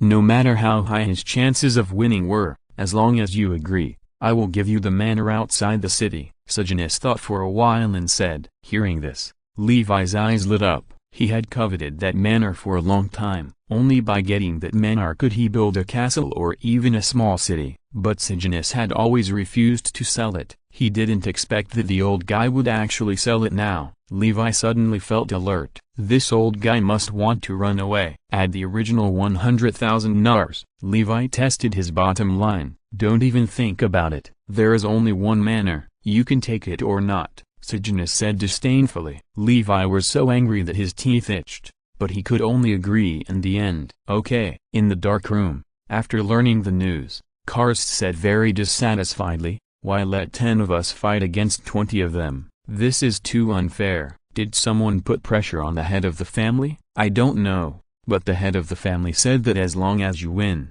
you will be free, provided that you become the guards of the family. In addition, this is not a discussion, it is an order. A guard said, freedom, what a desirable word. How many years has he not enjoyed the taste of freedom? Usually he has nothing but games, Zaphros thought. He even couldn't wait to play. The general touched his thigh expressionlessly, where the 3 letters LPL were branded. This is the abbreviation of Levi's full name, and it is also his slave mark, a sign of shame. He must get rid of this shame, even if it is one day in advance. You bunch of softies, if you don't want this opportunity, just give it to me, just give me freedom. At this time, some imprisoned gladiators said one after another, they were so jealous that they were going crazy. What a precious opportunity. Why were those people so lucky that they could get freedom just by winning one game? Gladiators never know how strong their next opponent is. One day, they may even face a legendary gladiator.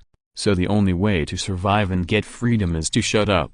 I'm participating. The general stood up first and said, I'm participating too. Zaphros said. Other gladiators stood up one after another, and some who were not selected took the initiative to ask to participate. They were all very confident in their own strength. Although Levi said that they could get freedom as long as they won 10 games, there were many things to worry about. What if Levi changed his mind one day? Kars successfully picked the 10 strongest gladiators, and they stood at the door with the gladiators of the Dio family. The door opened, and they walked out one by one, saluted as before, and then divided into 2 teams and stood on both sides. Seeing that the number of people on both sides was seriously unequal, the audience whispered. At this time, Capo stood up and said loudly, many people have worked hard for today, and many gladiators have fought here. Some of them died, and their blood was spilled in this arena, presenting us with an extremely wonderful game. Next, the 2 big families of Levi and Dio will duel here to resolve the grievances between the 2 sides. At this moment, 2 staff members sprinkled oil around the arena, and then ignited the kerosene with torches. After discussion between the 2 sides, Levi agreed to fight 10 gladiators against Dio's 20 gladiators. Levi's gladiators are powerful, while Dio's gladiators have the advantage in numbers. Next, the final duel will be held in the fire circle. Those who are beaten out of the fire circle will be considered losers. If they fall into the fire, they will be burned to death. Only the winner, Capo said loudly, can get the final glory. The game begins. With Capo's order, the whole arena was filled with overwhelming screams. 10 powerful gladiators against 20 ordinary gladiators. This is really an interesting game. Some spectators can't wait to watch the bloody scene. A loud military bugle sounded, and the duel officially began. The gladiators of the Dio family showed joy on their faces. If the enemy was 20 people, they would have no chance of winning at all. But who knew that the enemy had a brain twitch and actually fought 10 people against 20 of them? Their chance finally came. The generals and their faces were solemn. The enemy was numerous and could not be underestimated. Come on, said one of Dio's gladiators, and then they rushed towards the general and his men. Whoosh! At this moment, a gladiator behind the general swung his chain hammer and smashed it hard at the gladiator who was rushing in front. Bang! The shield of the foot gladiator was smashed directly, and even his arm was deformed. The general took a step forward, and while he was in pain, he cut his throat with a sword, and the hot blood sprayed all over the general's face. The 2 teams collided fiercely, and then began to fight. A gladiator stabbed the general fiercely with a sword, but the general did not advance but retreated, holding the huge shield in his hand and smashing into him fiercely. The huge shield was as light as nothing in front of the general, which was completely beyond the gladiator's expectation. Bang! His short sword was knocked aside by the shield, and the general took advantage of his wide-open door and rushed forward with a sword, cutting off his right arm. The gladiator screamed, and when he came to his senses, he found that a sword had cut across his throat. He covered his throat in horror, but he couldn't stop the blood from gushing out. Thank you very much for the reward. If you're listening to this novel on a channel other than Fanfic World, it means they downloaded and uploaded it without effort. We cordially invite you to visit our channel, Mundo Fanfic Novelist. There you'll find the original version of this story and you can explore many other novels of various genres. We are waiting for you to immerse yourself in a world of incredible novels. Chapter 62 Freedom. Everyone watched the match nervously,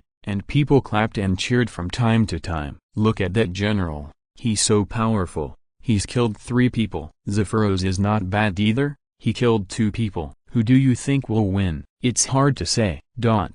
Although the gladiators of the Levi family had the upper hand, the gladiators of the Dio family cooperated skillfully. They caught 2 gladiators with a fishing net, and then a group of people came forward and told them to use their swords to split. Be careful. Zephyros looked back and saw that the general just blocked a dagger stabbing at him with his sword. Thank you, Zephyros said hurriedly. The general hit the man's head hard with his shield, causing the man's nose to bleed and his whole face to be deformed.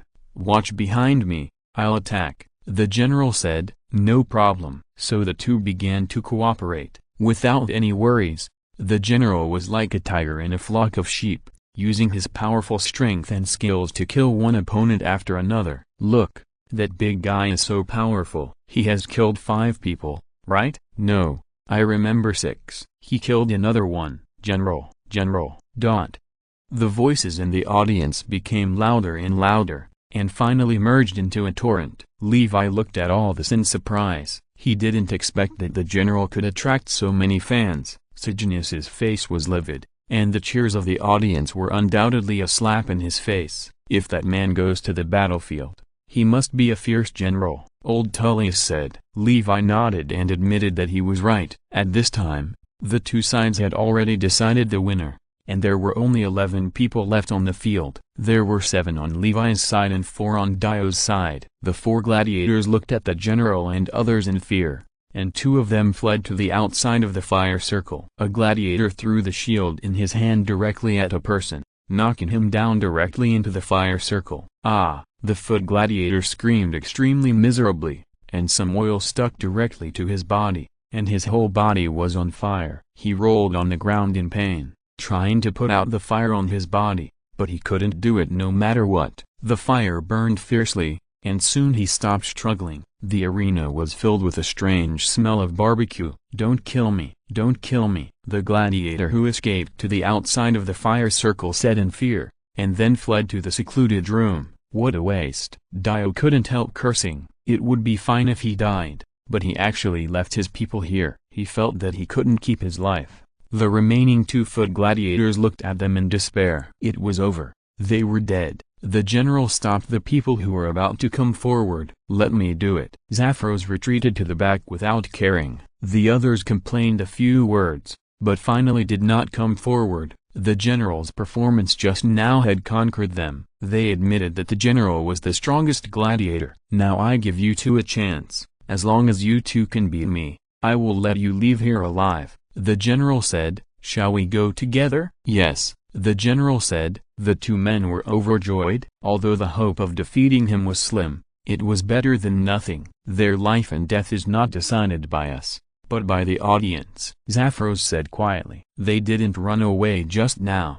I think they should die gloriously like warriors, the general said. Zephyros shook his head and stopped talking. He didn't believe that the 2 men could defeat the general, so they had no choice but to die. The general threw away the shield in his hand, then picked up a dagger and changed it to a pair of swords. The 2 gladiators looked at each other, and then rushed towards the general from the left and right. The general sneered and blocked the slash of the gladiator on the left with his sword, then leaned back and avoided the stab of the gladiator on the right. At this time, he swung the dagger in his right hand and directly scratched his right arm. The gladiator groaned and the dagger in his hand fell to the ground. The general jumped up and swung the dagger with both hands quickly, leaving 2 long bloody marks on his body. The gladiator screamed and fell to the ground. The last gladiator was shocked and angry. He quickly attacked with a shield. The general retreated repeatedly, dodged his 2 attacks, found his weakness,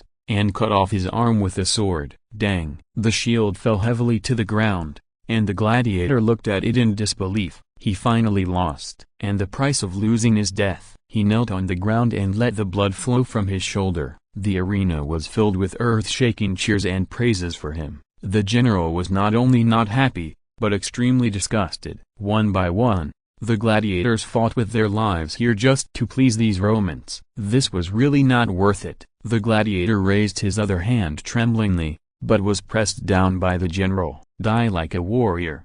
Don't live as humbly as a slave, the general said solemnly, and then cut his throat with a sword. A lot of blood sprayed on his face, and the whole arena reached a climax at this moment. Ah, general, you are awesome, don't. There were cheers everywhere. The general threw away the sword in his hand and looked at the rostrum with an indifferent face. He was finally free, but this was just the beginning. One day, he would take revenge on those who betrayed and hurt him. Looking at the arena full of corpses, the remaining gladiators cheered. Some even shed tears of excitement. They won. They were free. It seems that the winner has been decided, Pokel said. That's right, Levi said with a smile. Some people just rely on a few stinky money and only buy gladiators trained by others, Dio said indignantly. Levi didn't expect that he would be scolded for having a few stinky money one day, but he felt very happy. Having money is the greatest ability, Levi said. Dio was choked and couldn't speak for a long time. Sejanus and Gutta looked very ugly. This feeling of humiliation in front of the consul and the elders was really terrible. Since the winner has been decided, let's do it this way, Capo said. By the way, as we agreed before, your captain of the guard Gata, military judge Liberius, centurion Aeneas and come with me. Capo called a few people, basically all key figures, including the slave girl Julia. It seems that he has done a lot of homework, which made Levi curse Capo in his heart. It would be fine if he asked them to investigate, but why did he even ask Julia to go? But fortunately, he also called a few people from Gutta and Sejanus. Looking at their faces that looked like they had eaten shit, you can tell that they are not in a good mood. Since you are in a bad mood, try to build your own happiness on the pain of others. Sejanus was about to leave, but was patted on the shoulder by Levi. Chapter 63, Fortune Teller. Remember that manner, I want it tomorrow, Levi said with a smile. You. Sejanus's face immediately turned dark, just like constipation, but in the end he could only agree. This damn bastard, why didn't he just die? In the dark night, a large number of torches were burning in Levi's manor, and teams of guards were patrolling with hounds. After Levi's emphasis, the security of the manor was upgraded again. In one of the halls, a huge chandelier composed of 14 wicks illuminated the entire hall extremely brightly. Olive oil was burning quietly, making crackling sounds. Levi's face was very unhappy. He was waiting for those who were taken away by Capo for questioning to return. It was already dark, but they hadn't returned yet. Master, don't worry, Capo wants to find out most whether you have any contact with Sura. This is very important to him and Kinna. He will not be partial to anyone on this point. Sarabia comforted him. I understand. Levi sighed and said, this is true, but politics is very dark. Look at what Marius did after he occupied Rome. He killed a large number of senators and knights. Did they oppose Marius? No. The reason was simply that they failed to stop Sulla from passing the bill that persecuted him. So he took his anger out on them and started a massacre in Rome. Even his relatives, the two uncles of Caesar, were killed. What is Levi? If he had not been guarded by 2 legions, he would have guaranteed that the first thing Capo did when he came to Capua was to take his head. In such matters, there would always be no mercy. Therefore, the loyalty education of the guards must be strengthened, and the guards must not be allowed to do what happened last time. What's the matter with that fortune teller? Why did he go against me? At this time, Levi remembered what old Tullius said in the arena today. After asking old Tullius, he realized that it was a fortune teller who did it. As for the bad omen, Levi didn't believe it at all. What is divination? The history books of later generations have written it clearly. The nobles and knights fought for the right of divination for a long time. Unlike the priests in the East, the Roman priests were more like positions than professions. They were no different from civilians and officials except for divination. Just like Caesar, who had been the highest priest in Rome, seduced other people's wives, borrowed heavily, and was no different from ordinary people, and his moral level was even lower than that of ordinary people. Therefore, Levi had no respect for those priests. His name is Regulus. He was originally a down-and-out nobleman. His ancestors came from Rome and moved to Capua about 50 years ago. Cerebio introduced the fortune teller. Since the Punic War, because Capua surrendered to Hannibal, the natives of Capua were either demoted to slaves or deprived of their citizenship. The current citizens of Capua are basically moved from other places, including Levi's family. After listening to Cerebio's introduction, he had a certain understanding of Regulus. This is the struggle history of a down-and-out nobleman. Although the family was very poor at the time, the noble identity was very popular, especially in a small place like Capua.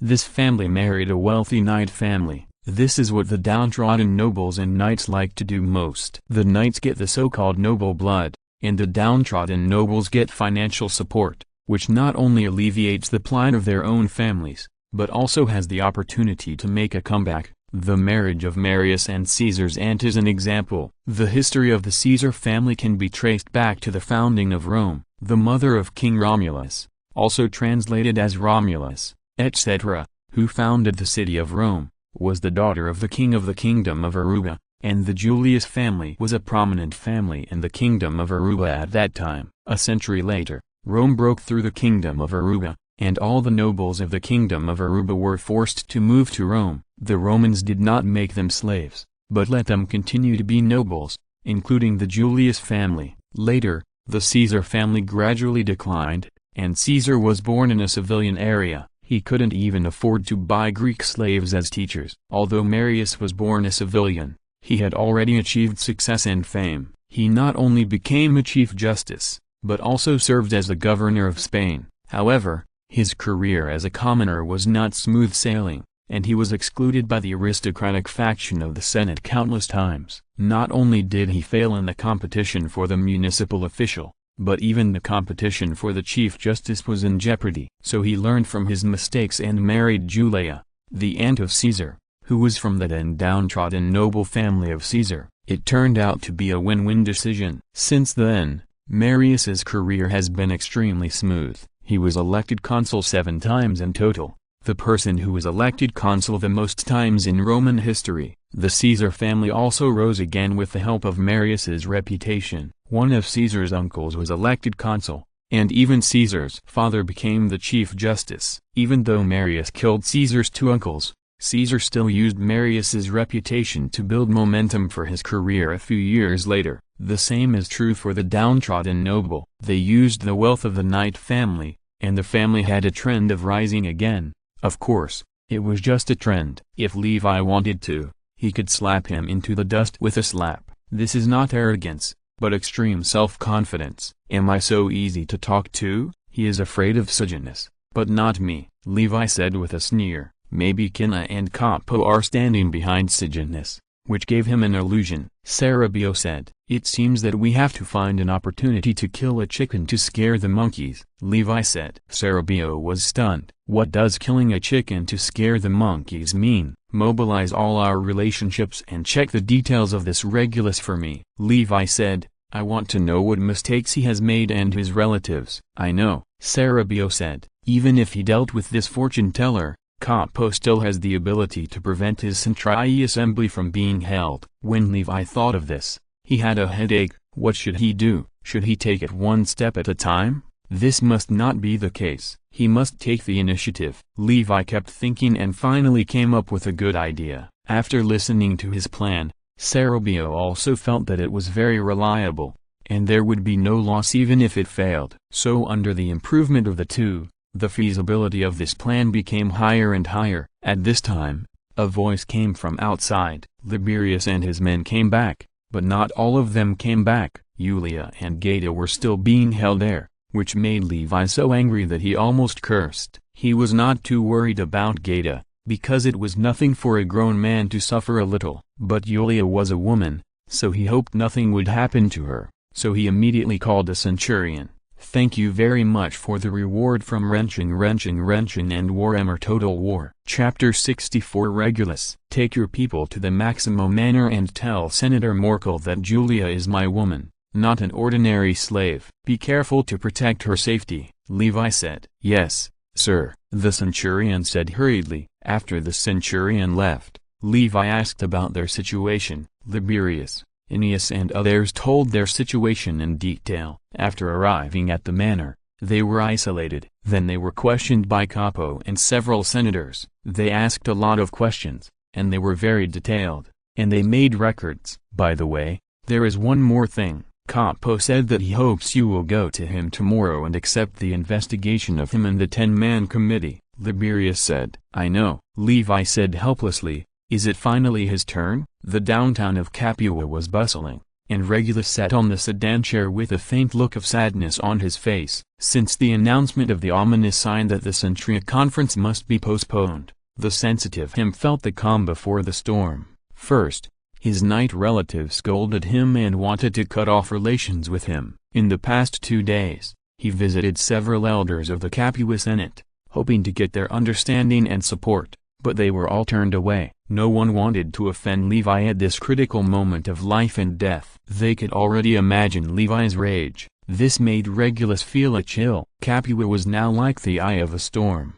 Others could not hide, but he plunged into the eye of the storm. At this time, several guards in armor appeared in front of him and blocked his sedan chair. Who are you? Why are you blocking my way? Regulus said with a cold face. Dear fortune teller, our master wants to see you. A guard said. Who is your master? Regulus said. Levi. The guard said. Regulus's face changed. After a moment of silence, he said, I'm sorry, I have something urgent to do. Let's talk next time. I suggest you go and see him. Otherwise, someone will go to the Senate to sue you tomorrow. Our master knows everything about the dirty things you have done. The guard said threateningly. Regulus was furious. He didn't expect that this ordinary guard would dare to threaten him, but in the end he suppressed his anger with reason. Well, lead the way. The guard sneered and led them to an alley. There were a large number of guards in the alley, and the entire alley could not accommodate them. When the guards saw them,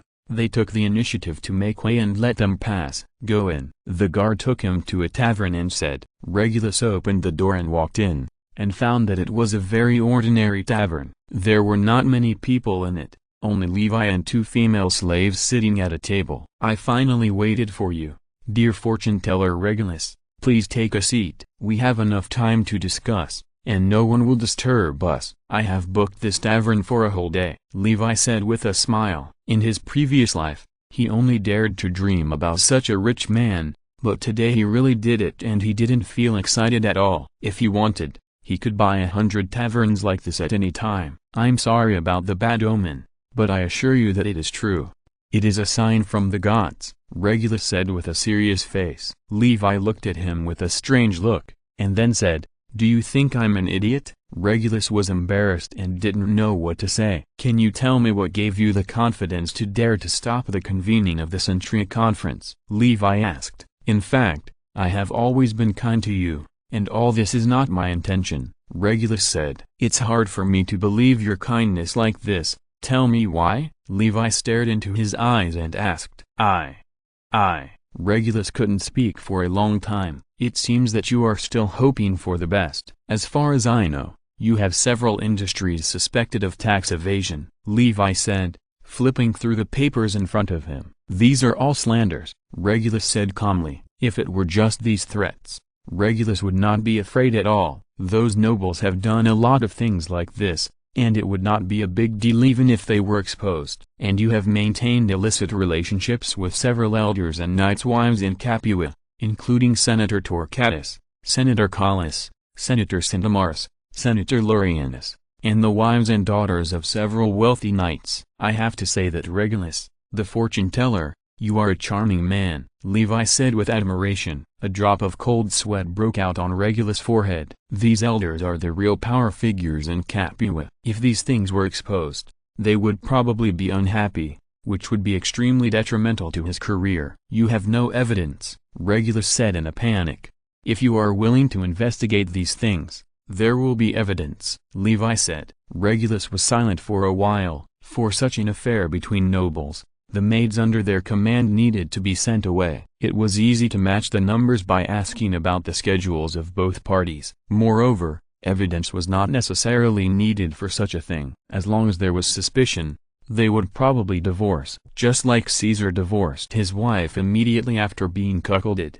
The reason was simply that the wives of the Caesar family should not be suspected. In the past 3 years, you and your son have faced a total of 8 lawsuits, including embezzlement of the partner's property, and the most important one was. Levi's face showed a devilish smile. Although Regulus was holding on, there was still a trace of despair in his eyes. You were accused of sexually harassing a young girl. A distinguished fortune teller actually sexually harassed a young girl, and that day was the festival of the goddess of Bona. You are blaspheming the gods, and this is a capital crime, Levi said. The so-called goddess Bona is the god of fertility, so only women can participate in the festival of the goddess of Bona, and men must leave home on that day. It's fake. It's absolutely fake. That day was not the goddess Bona festival, and I gave her money. It was just a deal. I won the case and she gave up the appeal, Regulus said sharply. But the news I got was not like that. 2 of my retainers were her relatives and 3 were her friends. They all asked me to make a decision for her, which made me very embarrassed. You know, a patron must provide legal assistance to his retainers. Sometimes I wonder if I need to convene a citizens' assembly for you to conduct a public trial of these things, Levi said with a smile. Chapter 65. Good luck. Don't, Regulus said hurriedly. He was really confused at this time. What should he do? Sejanus seems to be the presiding judge of that case. Is he using the case to threaten you? Levi said. Regulus was speechless for a long time. My patience is limited. Let me provide you with a plan. You go to the square and tell people that the Centuria Congress will be held in 3 days. You hide in my house for the next 3 days. I promise that no one can touch you in these 3 days. If Sejanus and Gutta die after 3 days, this matter will be over. What do you think? Levi said impatiently. That's impossible. Sejanus told me that the consul will prevent the convening of the Centuria Congress. Regulus said, the consul cannot stay in Capua forever. There are so many important things in Rome waiting for him to deal with. Sooner or later, he will leave. But this is Capua. This is my territory. If you refuse, I promise that these things will spread all over Capua today, and the citizens' assembly will give you a fair trial in 3 market days. Do you think the consul will stay in Capua for so long? Levi said bluntly. Big drops of cold sweat fell from Regulus' forehead. Are you really not going to go against Consul Cinna? Levi was silent for a while and said, yes. No one can covet my property without paying a price. Regulus looked at Levi as if he was a madman. Cinna came to power through war, and he sometimes used force instead of law to solve problems. You should know that I am just a minor, and I don't think he should be as lenient as a minor like me, Levi said. Of course, this is just a superficial reason. The most important reason is that Cinna will die soon. Once he leads his troops to war, he will be killed by his own soldiers. Regulus thought for a moment and finally said, okay, I promise you. Let's announce it this afternoon. Levi's eyes flashed with a strange light. No problem. The Piazza del Popolo in Capua is always very noisy. It is the stage for politicians. Almost all Capua politicians have given speeches here. A wealthy middle-aged man was speaking to the gathered crowd, calling on people to support him. At this time, Regulus, with his head covered and a knotless crooked staff in his right hand, slowly came to the Piazza del Popolo. A large number of people followed him, their faces serious, because they knew that Regulus was conducting the most mysterious divination. Regulus slowly walked around the square several times, stopping from time to time to look at the sky. The sky was sunny, with almost no clouds to be seen, and occasionally some birds flew by. More and more people quieted down, and people knew that Regulus was going to announce important divination results, which might be related to the fate of Capua. The brilliance in Regulus' eyes grew brighter and brighter. He raised the divining rod in his hand high, and everyone held their breath as he moved. Just now, the bird in the sky told me that the Centuria Congress can be held on that day. 3 days later, Regulus said loudly, The square was silent for a while, and then it burst into earth-shaking cheers. Some people thanked the gods, while others changed their faces. It was bad. Regulus's expression was complicated, and he didn't know whether he was right or wrong. "Let's go. The head of the family is still waiting for you," a guard in armor behind him whispered. Regulus nodded silently, and then followed them out of the square, while some people had already run towards the admiral's mansion in panic. "What did you say?" Regulus announced that the Centuria Congress will be officially held in 3 days. After learning the news, Gutta couldn't help but be furious. Regulus, that bastard, actually betrayed them. "Yes, just now," the guard said. "He's really crazy." "No, I have to go find him," Gutta said. "Do you know where he went?" "I don't know, but I have sent someone to follow him. But I found that he seemed to be walking with the guards of the Levi family, and they left together afterwards." The guard said. "Are you sure you didn't see it wrong? They are really the guards of the Levi family?" Gutta asked. "Yes, there are special family emblems on their cloaks." "I will never see it wrong," the guard said. "There is no such thing as a family emblem at present." In order to distinguish his family guards from the Capua garrison, Levi specially embroidered the family emblem on his cloak. His family emblem is very simple, which is a 5-clawed golden dragon. "Damn bastard, go and mobilize troops. I want to chase him back. Never let him enter Levi's castle." Gutta roared angrily. Gutta urgently mobilized troops while sending people to track the location of Levi and others. Fortunately for him, Levi and his men did not leave the city immediately, but stayed in a tavern for a while before leaving the city. "He should be in time. Hurry, speed up," Gutta roared at the soldiers. These soldiers were all lightly equipped, without even armor and shields, and only carried weapons and javelins. They trotted behind Gutta. They were very dissatisfied with Gutta's urging. Since the failure of the last attack on Levi's manor, Gutta's prestige has plummeted. It would be a lie to say that he didn't resent the death of so many soldiers. If it weren't for the rumors that the consul was on his side, these soldiers would have disobeyed his orders long ago. Looking at these weak soldiers, Gutta was so anxious that his mouth was bubbling, but there was nothing he could do. Just when he was extremely anxious, a cavalryman was rushing towards this side at a high speed. "Report to the admiral. They are 3 kilometers ahead, and their speed is not fast." The cavalryman came to him and said, "You haven't been discovered?" Gutta asked. "Please rest assured, sir, absolutely not." "That's good." Gutta finally breathed a sigh of relief, but the distance was still a little far. At this time, he had a plan in mind. He called a cavalryman and whispered a word. The cavalryman immediately rushed forward. The cavalryman galloped all the way and finally caught up, and then stopped Levi's team. "Stop. Is this the team of Knight Levi?" the cavalryman asked. "Yes." "Who are you?" A centurion under Levi answered. "We are the guards of Senator Maximo. The senator is behind you. He hopes you will stop for a while. He has a question to discuss with you," the cavalryman said. "Really?" the centurion said. He glanced at the carriage and was about to report. "Then stop and wait for Senator Maximo." Levi did not show up, but said in the carriage. Chapter 66 Kill. "That's great," said the cavalryman. So the team stopped, and the cavalryman waited outside. Not long after, the smoke in the distance was getting closer and closer, and a team was jogging towards this side. As the team approached, many people were puzzled. This didn't look like a convoy of elders. There were no slaves, no carriages or sedan chairs. Instead, it looked like an army. When Gutta appeared in front of them, a centurion was shocked. "Be alert. This is not Maximo's team. This is the Capua garrison." Hearing this, all the guards immediately became alert, organized a battle formation, and protected the carriage in the middle. Levi showed his head from the carriage and said with a sullen face, "Admiral, what do you mean by this? Why did you pretend to be Elder Maximo? This is just a stopgap measure." "I'm sorry because I received a tip that someone has restricted the personal freedom of the fortune teller Regulus, so I have to resort to this," Gutta said apologetically. "I wonder if the fortune teller is here. Can I see him?" "Of course, he is here," Levi said with a smile. "Respected fortune teller, someone wants to see you." Regulus showed his figure in the carriage. "Admiral, what do you want to see me for?" "Just now I heard that someone has restricted your personal freedom." Is that true?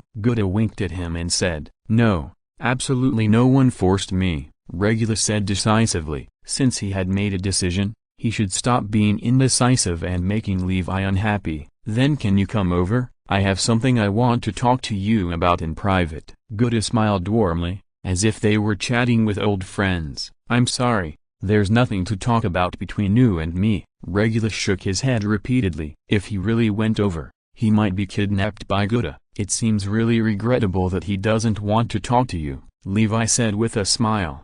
Knight Levi, I received a tip-off that you used force to control the personal freedom of the fortune teller, so I asked the fortune teller to come over to make sure you didn't do such a thing. Seeing that he couldn't trick Regulus over, Gouda finally turned his face. In fact, I didn't restrict his personal freedom. If he wanted, he could leave at any time, Levi said. Then let him come to me. Maybe someone in the carriage is holding a sword against him, which can also prove your innocence. Gouda said word by word. If you say that I restricted the personal freedom of the fortune teller, please produce evidence, otherwise don't blame me for suing you for defamation, Levi said coldly. So you are not cooperating. Gouda glanced at Levi's guards and a smile appeared in his eyes. This time Levi only brought more than 100 guards, while he had more than 400 soldiers, more than 3 times their number. If he robbed, he would definitely be able to rob it, and if he accidentally killed Levi. When he thought of this consequence, Gouda's heartbeat accelerated, as if a devil was bewitching him. Gouda got a lot of news these days. Capo had no intention of protecting him at all. On the contrary, he was determined to get his position, and he already had a candidate in mind. This made Gouda mentally prepared for his fate. This made him prepare a way out for himself and his family. He found that Levi was the key to solving all problems. He had no parents, no brothers, and no children. As long as he died, his family would collapse and his followers would scatter. Then all the problems would not be a problem. He could use the white sugar formula to shut up Capo, Cinna, and the elders. The worst result was self-exile, and the lives of his son and family would be saved. But as long as Levi lives, the consul will leave Capuus sooner or later, and his family will be dead by then. Gouda quickly made up his mind. Kill Levi. I can't cooperate with your unreasonable request, Levi said lightly. In that case, don't blame me for being rude. Gouda's face showed a ferocious look. All soldiers take out their javelins. Hearing Gouda's order, the soldiers hesitated for a moment, but still took out their javelins and prepared to throw them. Levi and Regulus both changed their faces, and Regulus was even more frightened. How could this happen? Hide in quickly. Levi quickly retracted his head, and at the same time pulled the frightened Regulus in, and then closed the car door. At the same time, he cursed in his heart. There are always unruly people who want to harm Teng. Fortunately he has made enough preparations, otherwise they might really succeed. Plautus, the captain of Levi's personal guard, was also shocked. He was going to fight to the death. He had to bite the bullet and said, Everyone, prepare to throw javelins. Levi's guards were all relatively loyal people, and they executed this order without any hesitation. They drew their javelins and prepared to throw them. Admiral, please stay calm, Plautus said. Stop, everyone, stop. At this time, a strange voice came from Levi's carriage. Target, Levi's carriage, javelin throwing, Gouda said with a grim smile. He no longer wanted to think about why a strange voice appeared in Levi's carriage. Some soldiers hesitated and did not throw them out immediately, but some soldiers still threw their javelins out. Levi killed so many of their comrades, and some people still had resentment in their hearts. The dense javelins almost covered the entire sky, some of which were thrown on the carriage, and some were thrown on the guards around the carriage. The guards screamed and fell in a pool of blood. To Gouda's surprise, only a very small part of the javelins pierced the carriage after hitting the carriage, and most of them slid to one side. The javelins that pierced the carriage were also very shallow, and it looked like they could fall off at any time. Could this carriage be made of iron? Gouda thought in surprise. In fact, he was only half right. The carriage was made of iron outside and wood inside. Levi had made a lot of plans this time, and of course he would pay attention to his own safety. Levi hijacked the fortune teller. Kill them all. Take the fortune teller back, Gouda said murderously. Throw all the javelins. Plautus' eyes also turned red. Gutta was asking for their lives. In this case, don't blame him for being rude. A round of javelins was thrown into the enemy's camp, and immediately hit a large number of soldiers. Under the casualties, they didn't dare to hold back. The two sides rushed together in the blink of an eye and started a fierce fight. Seeing this, Gutta was not worried, but showed a happy expression on his face. It's better to kill together. At that time, as long as there is an excuse for a mistake, Levi's life can be taken. Gutta winked at several of his personal soldiers around him, and they understood and rushed into the crowd. Their goal was to kill Levi. Chapter 67 Bloodletter. Woo! Woo! A low horn sounded from the back of the carriage, which made Gutta wonder, could they have reinforcements? At this time, a roar came from the carriage again, but it was suppressed by the horn and the sound of fighting. Guards and soldiers fell down one by one. Although Levi's number was small, his strength was extremely strong, and he maintained a tight formation, so he did not fall into a disadvantage for a while. What a waste! Gutta couldn't help but curse. It seemed that these soldiers were really slack. If I had known earlier, I would have trained them hard. At this time, the carriage door opened, and an old figure appeared at the door. Stop it! I am Appius Claudius Perkel, the former consul and senator of the Roman Senate. Seeing this figure, some soldiers were stunned. How could the elders of the Roman Senate be inside? Gutta was also shocked. How could this happen? More and more soldiers stopped. The reputation of the Roman Senate resounded at home and abroad, and they did not dare to fight in front of the elders. What is going on? Gutta said in confusion. At this time, another elder got off the carriage and looked at Gutta with an angry look.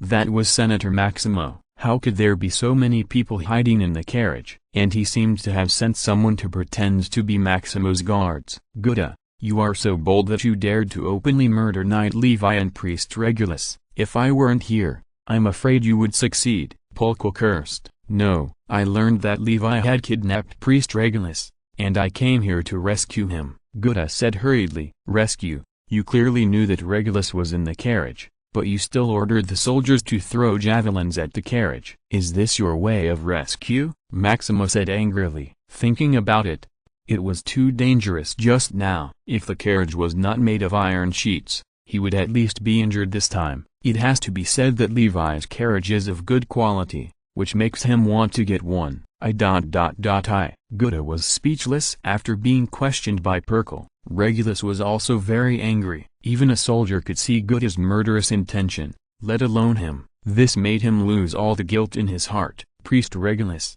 come and tell him, were you kidnapped by Levi? Perkel asked. No, two respected elders. I was with you just now. Can't you tell whether I was kidnapped or not? Regulus said. Admiral Gutta, do you have anything else to say? Perkel asked. Gutta felt dizzy and almost fell to the ground. It's over. It's almost over this time. At this time, a lot of smoke and dust rose in the distance, and a lot of horse hooves approached quickly. Not long after, hundreds of cavalry came here and surrounded Gutta and his people. It was not until this time that Levi was completely relieved. Looking at these cavalry who arrived quickly, the speed was too fast. Could it be? This is a trap. Gutta finally fell to the ground. The news that Gutta led his troops to attack Levi and the two senators' convoy spread completely, and the whole of Capua was shocked. This was really audacious. I don't know how many porcelains were broken in Sejanus's mansion. Thousands of Roman citizens gathered outside Senator Maximo's manor. The bodies of the guards who died in the battle yesterday were displayed in front of the manor. Angry people shouted slogans, demanding that the consul severely punish Admiral Gutta. Standing quietly on a balcony, looking at the crowd outside the manor, Capo couldn't help shaking his head. This Gutta can really cause trouble for him, but what should he do? Consul Capo, Senator Maximo and I experienced what happened yesterday from beginning to end. Gutta's crime is very obvious. He intended to kill Levi and Regulus, and cause the deaths of 15 Roman citizens. This crime is simply appalling and must be severely punished, Perkel said. Looking at Perkel's righteous words, Capo felt a headache. He had been protecting Levi from the beginning to the end, and his position was self-evident. I know, Capo said perfunctorily. And after days of investigation, we have not found any signs of collusion between Levi and Sulla. I think the case can be closed. Perkel continued. It is too absurd to conclude that an underage knight colluded with Sulla. Capo did not speak. He also felt that Perkle's words made sense, but he did not like Levi's rebelliousness. He hoped to keep pressure on Levi and let Levi let Sejanus go. This was his promise to Cinna. At this time, there was a commotion outside. Those Roman citizens handed a box to the guards, and the guards carried the box into the manor. "What is this?" Capo said, looking at the box. "This is a blood letter from more than 20,000 Capua citizens. They are extremely angry about the reckless behavior of Admiral Gutta. They jointly asked the consul and the senate to execute Capo." A guard said. "Blood letter?" Capo was shocked. Things like blood writing, which are so worn out in later generations, would probably cause ridicule if they were brought out. But now they are definitely new things. Capo opened the box and found sheets of papyrus inside. On the papyrus was a personal signature and handprint,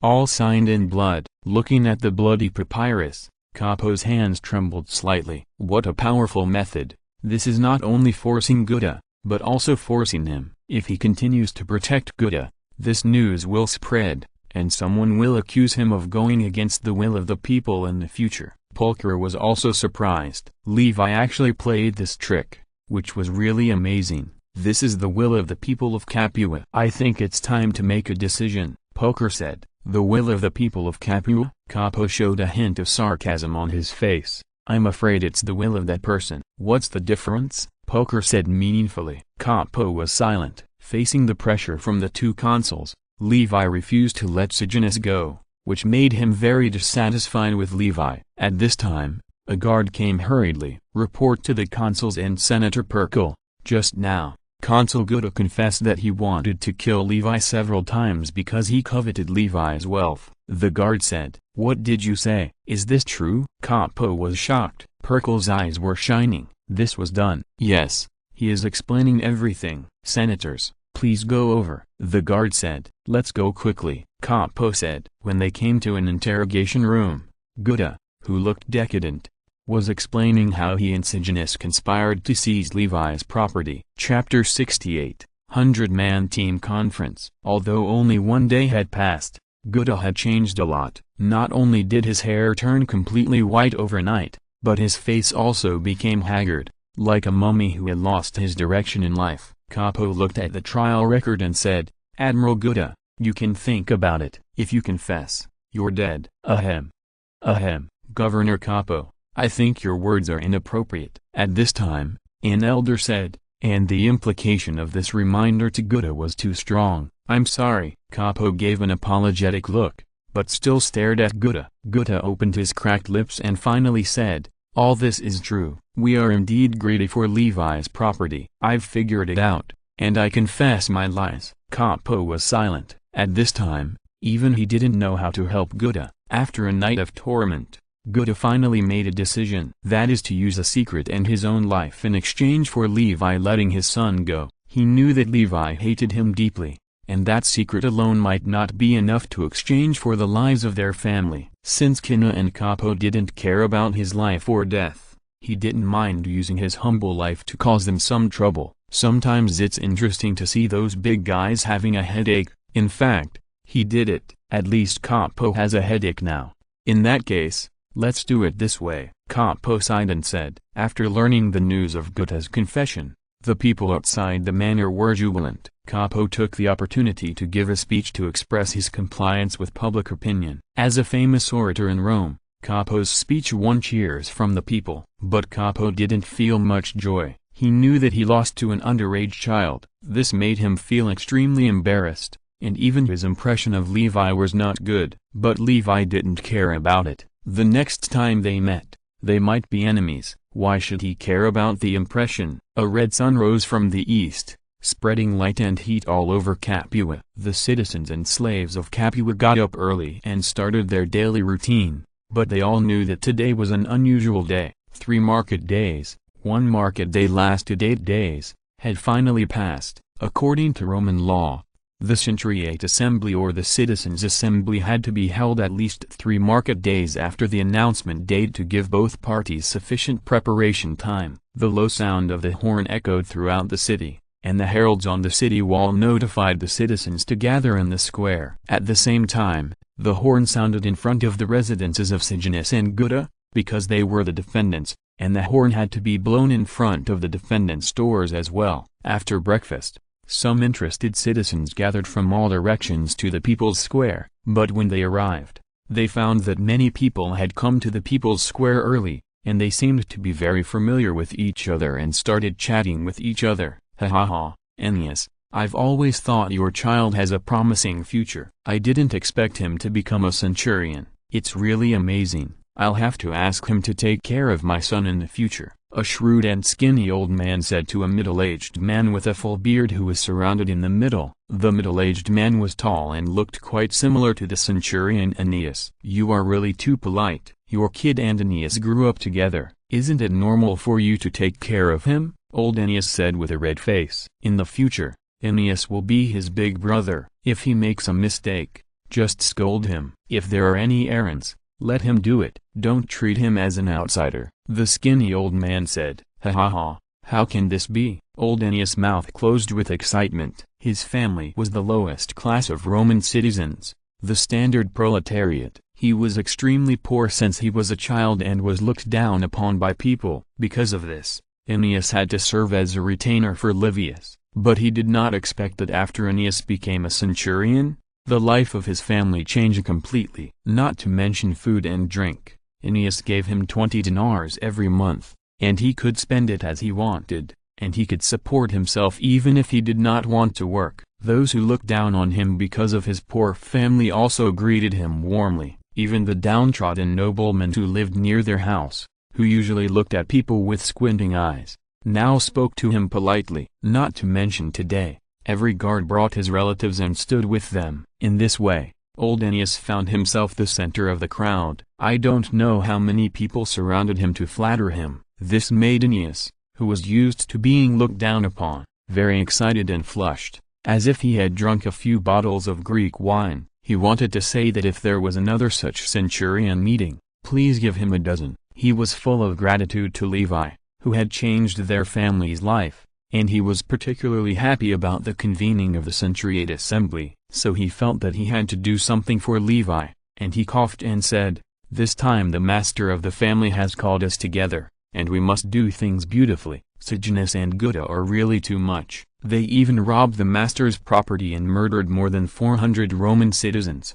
2 days ago, they were even more unrepentant and attacked the convoy of the master of the family and the 2 senators again. It is really a crime that cannot be heinous. We must give them a just trial." That makes sense. I always think they are not good people. Not only are they not good people, they are simply bad. We firmly support all the decisions of the master of the family.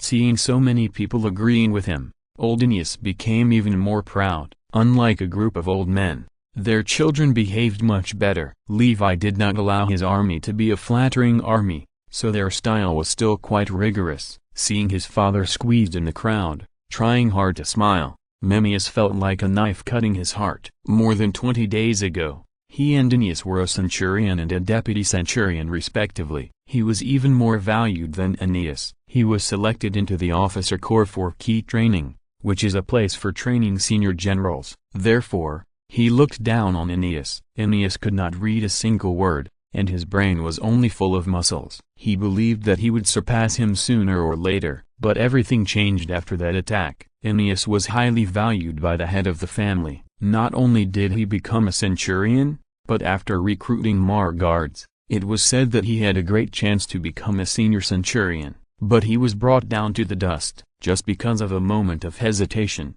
He was deprived of all his positions, and even his position in the officer corps was replaced by Aeneas. If you are listening to this novel on a channel other than Fanfic World, it means they downloaded and uploaded it without effort. We cordially invite you to visit our channel, Mundo Fanfic Novelist. There you'll find the original version of this story and you can explore many other novels of various genres. We are waiting for you to immerse yourself in a world of incredible novels. Chapter 69 Cinna's Death. The soldiers who were usually close to him also distanced themselves from him, and instead respected Aeneas even more. He was not convinced because he was smart and literate, and he was not comparable to Aeneas.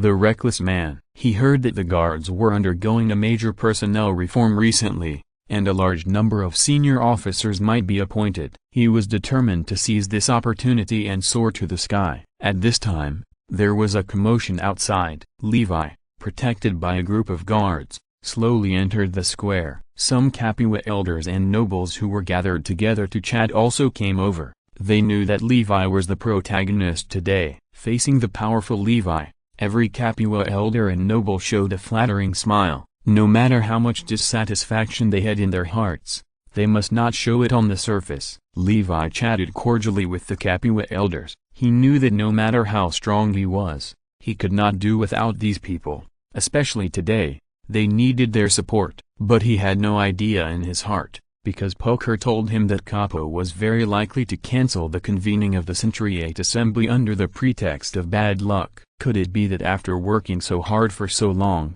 he would be rejected by Capo? The guards looked around vigilantly. Before Plautus came, he personally spoke to them, saying that a journey of 100 miles begins with a single step, and one should not fail in the last mile. Although they did not understand why the captain said such a philosophical word, they felt that it made sense. Sure enough, they found a sneaky foreigner who was trying to squeeze over here. "Stop, who are you?" A guard stopped him. "I am the slave of that senator, and I have something urgent to report to him." The man who looked like a Syrian pointed to a senator in the circle and said. The guard carefully examined him and found that he had a collar around his neck and a slave's mark on his body. However, he was wearing a dagger, which made him feel particularly vigilant. "Gah!" The guard carefully looked at the mark on his body, and then looked at the senator. The Syrian looked normal, without any panic. "Tell me, why is the slave mark of the Horus family Gah?" The guard held his dagger and stared at him. His voice was high and immediately attracted the attention of several guards. The Syrian's face changed drastically. He was about to draw his dagger, but a guard behind him held his hands. "Catch him quickly," the guard said. Several guards rushed up and pressed him to the ground. "Levi, you butcher, you will definitely die a miserable death," the Syrian shouted loudly, but soon he let out a cry of pain. Someone kicked him hard and kicked out all his teeth. What happened here quickly attracted the attention of Levi and a group of Capua elders. Levi's face changed slightly, and then he smiled and said, "Ha ha. This is just a small misunderstanding." He whispered a few words to Plautus next to him. Plautus nodded, and then stepped out of the crowd and asked someone to take the guard away. "Yes, it is indeed a misunderstanding." Old Tullius laughed. The elders also echoed, but they all knew clearly in their hearts. But who sent him as a killer? Sejanus or Gutta? Gutta is unlikely. Now he has been imprisoned, or their relatives did it. Their purpose should not only be assassination, but also to disrupt the convening of the conference and give Carpo an excuse to suspend the conference. But Levi obviously did not want to magnify the matter, but just downplayed it. What a smart guy. After this happened, some guards strengthened their patrols. Not long after, some elders of the Roman Senate also came. They sat on a built platform and chatted with each other. There were several executioners standing near the platform, holding big knives in their hands. Centria's sentence was to be executed immediately. In addition, there were 2 crosses. Crucifixion was one of the common methods used in Rome. The most famous ones were Jesus and the slaves of the Spartacus uprising. Everyone knew that the conference was about to be held, so they stood in their own centurions. Each person's centurion was assigned during the citizen registration, and it was fixed. Not long after,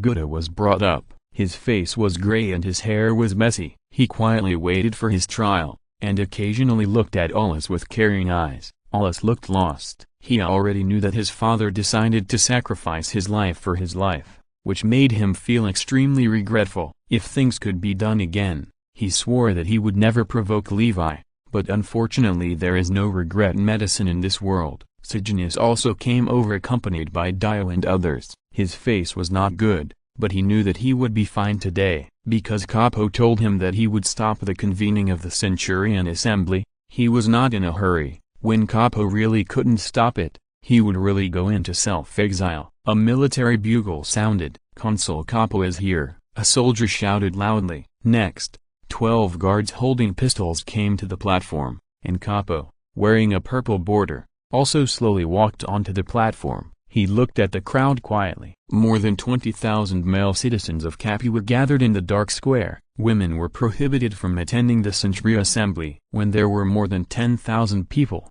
the people behind him could not hear what he said at all, but they still came to participate. As for the reason, he certainly knew it. Everyone was looking at Capo. He could cancel the convening of the assembly proposed by all other officials before the meeting, and the Grand Inquisitor could cancel the convening of the assembly proposed by all officials except the consul. This was a right granted to them by Roman law. Capo did not announce it immediately, but greeted other senators. At this time, a personal soldier ran to Capo and whispered a few words. Then Capo was stunned as if he had heard something terrible. What happened? Poker asked. Capo did not come back to his senses for a long time. The other senators looked at him with confusion. What happened to him? Sorry, I have something to calm down first, Capo said, and then he left the platform directly, which surprised everyone. What happened? After he left, he angrily grabbed the soldier's clothes and said, "You must be lying to me, right? How could Cinna die? Tell me you are lying to me. Thank you very much for Lord Stephen's reward. In addition, if you have recommended votes, please vote. It will be a waste if you don't vote. In addition, if you can collect it, please click to add it to your bookshelf. I wish you all a happy new year." Chapter 70. Good luck. Respected consul, how dare I lie to you? Consul Cinna was indeed killed by the rioting soldiers. Now his body is being transported to Rome. If I dare to lie to you, let the gods curse me, the soldier said in panic. How is this possible? How is this possible? Capo said angrily. Is this the will of the gods? Marius, one of the 3 giants who rebelled against Sulla, died, and Cinna died, leaving only him. What should he do? Capo suddenly felt lonely, thinking of Sulla who defeated the enemy in Greece. He was under increasing pressure. He had to unite more people to fight Sulla. At this time, he remembered the young man with 2 legions of guards. Call Levi over and tell him that I have something to say to him, Capo said. Not long after, Levi came over with a puzzled look on his face. What did Capo want to do with him at this time? Could it be to persuade him to give up suing Sejanus? But how could this be possible? Capo showed a rare smile on his face, and he patted Levi on the shoulder affectionately. Levi, tell me what you think of Sulla? What did he mean? Although he didn't quite understand Capo's thoughts, Levi certainly knew how to answer. I don't like that man very much. I formed 2 legions of guards, on the one hand to protect my property, and on the other hand, when I come of age, I will follow the consul to personally conquer Greece and fight Sulla, Levi said respectfully. That's great. Capo looked relieved. Then are you willing to form an alliance with me? In the future, we will fight Sulla together. Levi was confused. What did he mean? Why did he suddenly think of forming an alliance with me? Didn't Perkel say that he wanted to prevent the convening of the Centuriate Assembly? Could it be? Levi suddenly thought of a possibility. That is, Cinna might have died. Calculating the date, it was about this time. Only this possibility could prompt Capo to give up his support for Sejanus. Of course, it's my honor, Levi said quickly. Then what about Sejanus? He coveted your property. I did that before to prevent him from going into exile. I was actually doing it to help you, Capo said with a smile. Levi almost vomited out of disgust. Help me?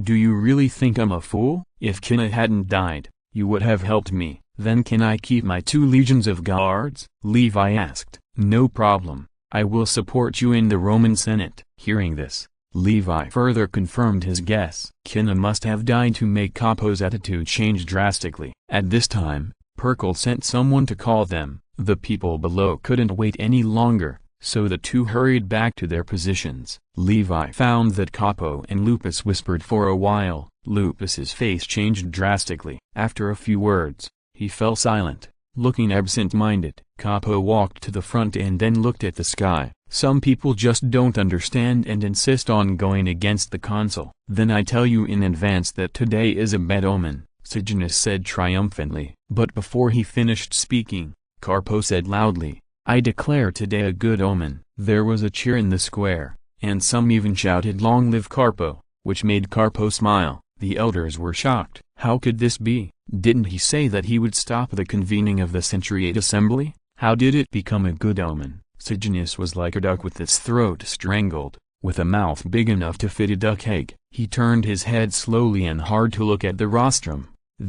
How is this possible? He clearly remembered that Carpo told him that today would definitely be a bad omen. Good luck. Levi did not forget to stab him with a knife while smiling. Have other officials found any bad signs? Carpo asked. Levi's heart was in his throat again. The Roman system had too many restrictions on the assembly. Not only did the presiding official declare the omen auspicious, but other officials could not object. Several senators of the Roman Senate shook their heads, and even Lupus remained silent. At this time, Regulus stood up at the right time. The omen is auspicious. Levi finally breathed a sigh of relief, and the big thing was settled. Now I declare that the Centuria Assembly is officially convened to try the case of Knight Levi suing Capua Administrator Sejanus and companion Admiral Gutta, Carpo said loudly. Gutta's eyes dimmed, and his last glimmer of hope was shattered. I protest. Today is clearly a bad omen. Sejanus was anxious and shouted loudly. The protest is invalid. The assembly continues, Carpo said with a majestic face. Sejanus almost fainted. How could things turn out like this? How could Carpo sell him out? The Roman judicial system originated in Greece. It is said that Rome once sent people to Greece to study law, and it has been quite perfect now. Not only does it have a jury system, but it also has plaintiff and defendant lawyers. Of course, the jury was mainly composed of nobles and knights. Sometimes it was composed entirely of nobles, sometimes it was composed entirely of knights, and sometimes each side had half. For the jury, the nobles and knights fought fiercely. However, the Centurion Assembly was different. There was no jury here, or all citizens were members of the jury, and the defendant's crime would be judged by all citizens present. The square became solemn, and the plaintiff's lawyer Sarabio spoke first. Sarabio had prepared a speech long ago. He accused the crimes of Sejanus and others in a rhythmic tone and called on the citizens in the square to convict them.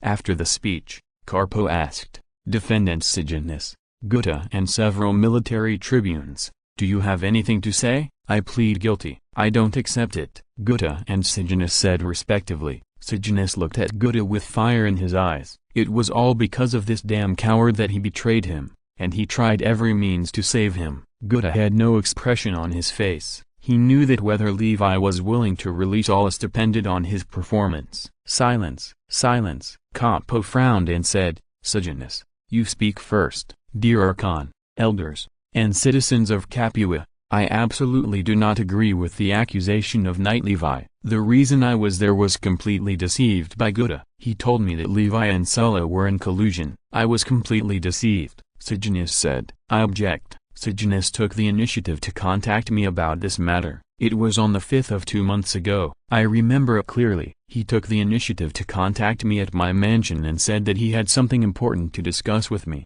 Gutta said hurriedly. Chapter 71, Crime and Fame. Please let me finish my words. Admiral Gutta, Sejanus said angrily. Agreed. Please keep quiet, Admiral Gutta, and let Administrator Sejanus finish his words. Carpo frowned and said, Okay, respected consul, Gutta said. The defendant's defense lawyer on the other side had a bitter smile on his face. He didn't start a quarrel with the plaintiff, but the defendants started to quarrel among themselves. What should he do? So Sejanus began his statement of innocence. Since Gutta had already pleaded guilty, all the dirty water could only be thrown on him. Of course, Gutta denied it flatly, and then the quarrel on the plaintiff's side began. On the contrary, Levi and Sarabio were free. The citizens of Capua watched a free drama. No, they actually made money. Levi promised to increase the additional subsidy of 20 dinars per person this month, not only for this Centuria Congress, but also for the hard work fee to go to Rome. Of course, Scipio would bear part of the hard work fee to go to Rome. Looking at Sejanus and Gutta, who were arguing like clowns, Carpo felt a little pity. Don't they know that everything they did was in vain? No matter how they behaved, they would definitely die. Aulus, do you have anything to say? Carpo said to Aulus, who had been silent all the time. Since Aulus was also involved in the incident, he was called to provide testimony. Aulus did not speak immediately, but looked at his father quietly, and Gutta gave him an encouraging look. Aulus closed his eyes with a painful look, and finally said slowly, On the 5th of 2 months ago, Sejanus did come to my house, but I don't know what they talked about.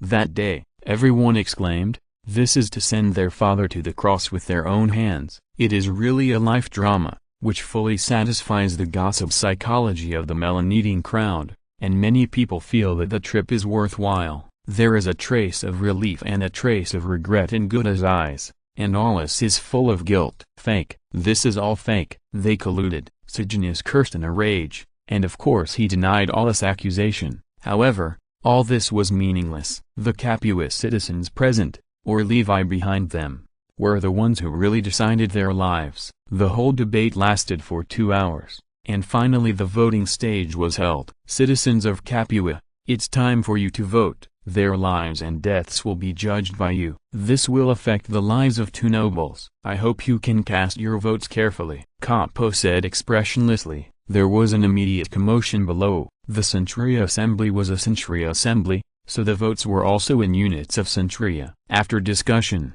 the first-class young infantryman centuria voted first, and the last young man loudly announced the result on behalf of centuria. The first cavalry centurion found that the administrator of Capua, Sejanus, was guilty and sentenced to death. The admiral of Campania, Gutta, was guilty and sentenced to death. Although many people had already guessed the result, it still caused a commotion when it really happened. These are the 2 military and political giants of Capua, and it can be said that they are the 2 people with the highest status in Capua. This is really incredible. Levi had a blank expression on his face. Sometimes, in order to protect his property, many things must be done. At this time, a wealthy middle-aged man stood up and said loudly, "The first cavalry centurion found that the administrator of Capua, Sejanus, was guilty and sentenced to death. The admiral of Campania, Gutta, was guilty and sentenced to death." This result is exactly the same as the first cavalry centurion.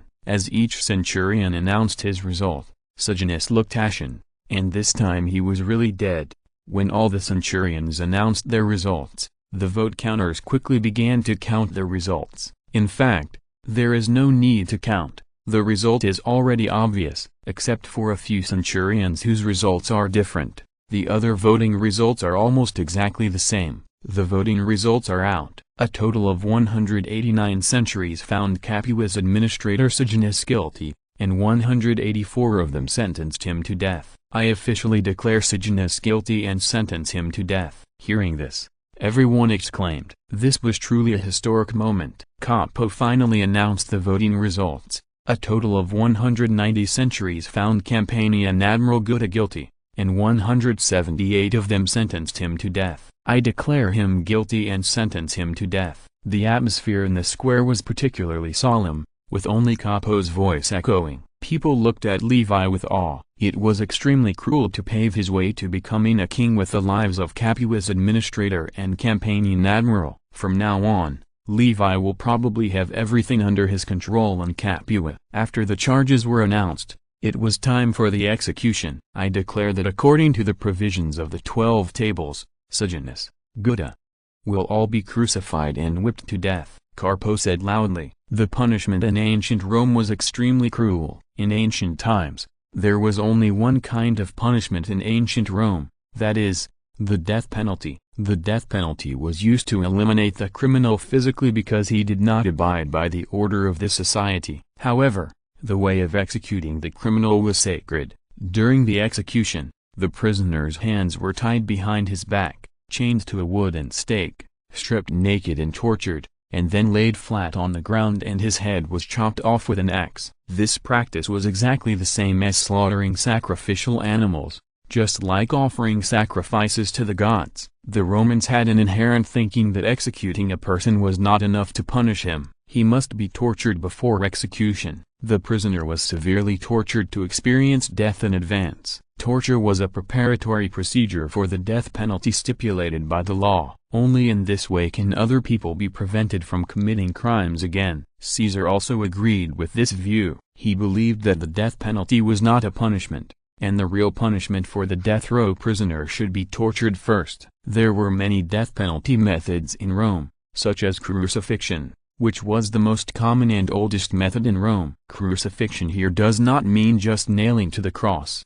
but whipping the person to death. Many people could not bear this kind of torture in public, and death was a relief. In addition, there were many other methods, such as arsonists being burned to death. Murderers, especially those who killed their relatives, were first beaten, and then put into a cowhide bag with a snake, a rooster, a dog or a monkey, sewn up and sunk into the river or the sea. Cicero, the father of lawyers, also praised this method of executing relatives, believing that it was a remarkable wisdom. Chapter 72 King of Capua. I don't accept it. Consul, elders, Levi, you can't do this, Sejanus shouted like a madman. Capo couldn't help but frowned and signaled the executioner to execute Sejanus first. 2 executioners put him on the cross, and 1 executioner picked up a thick iron nail and nailed it into Sejanus' palm. Ah! Sejanus screamed miserably, but the executioner was unmoved and continued to hammer the nail with a hammer. The sound of the hammer hitting the nail mixed with the screams filled the entire square,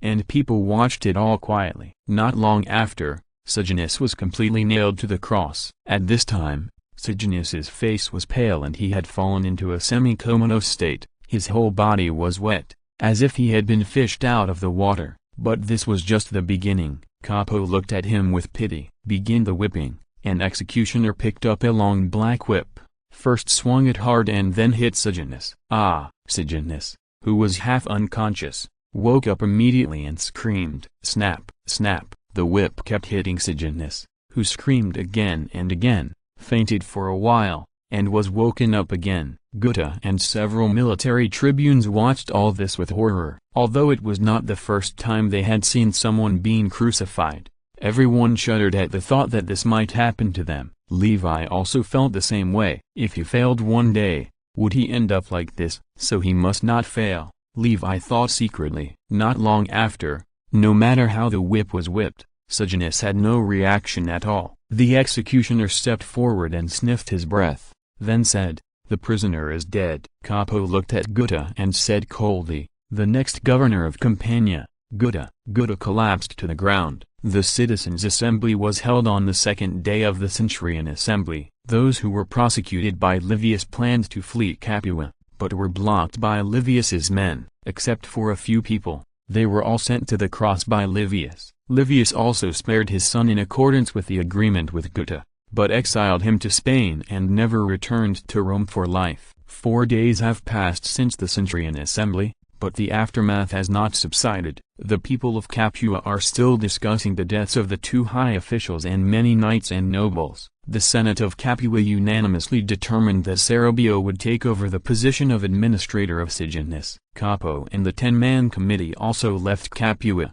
and with them left Livius's guards and their relatives. Because the competition for the Roman consul was about to begin, in the eyes of Carpo and others, the selection of the consul was a big deal. In comparison, the life and death of Sejanus, Gutta and others were nothing. Perhaps stimulated, Levi changed his previous laziness and began to accept gladiator training. As the sun set, looking at Levi who was already out of breath, Cars said, "You can stop." Levi almost collapsed on the ground. Julia helped him up with a distressed look on her face and asked Sylvia to move a seat for him to sit down. But Levi refused. He knew that it was not appropriate to sit down after strenuous exercise. Gladiator training is too hard, Levi complained. Caris's mouth twitched. This was after he reduced the weight. If he really followed the standards of gladiators, Levi would have to fall down from exhaustion. We need scientific training, and we should not overdraw people's potential and vitality, Levi said. The training of gladiators is indeed very hard,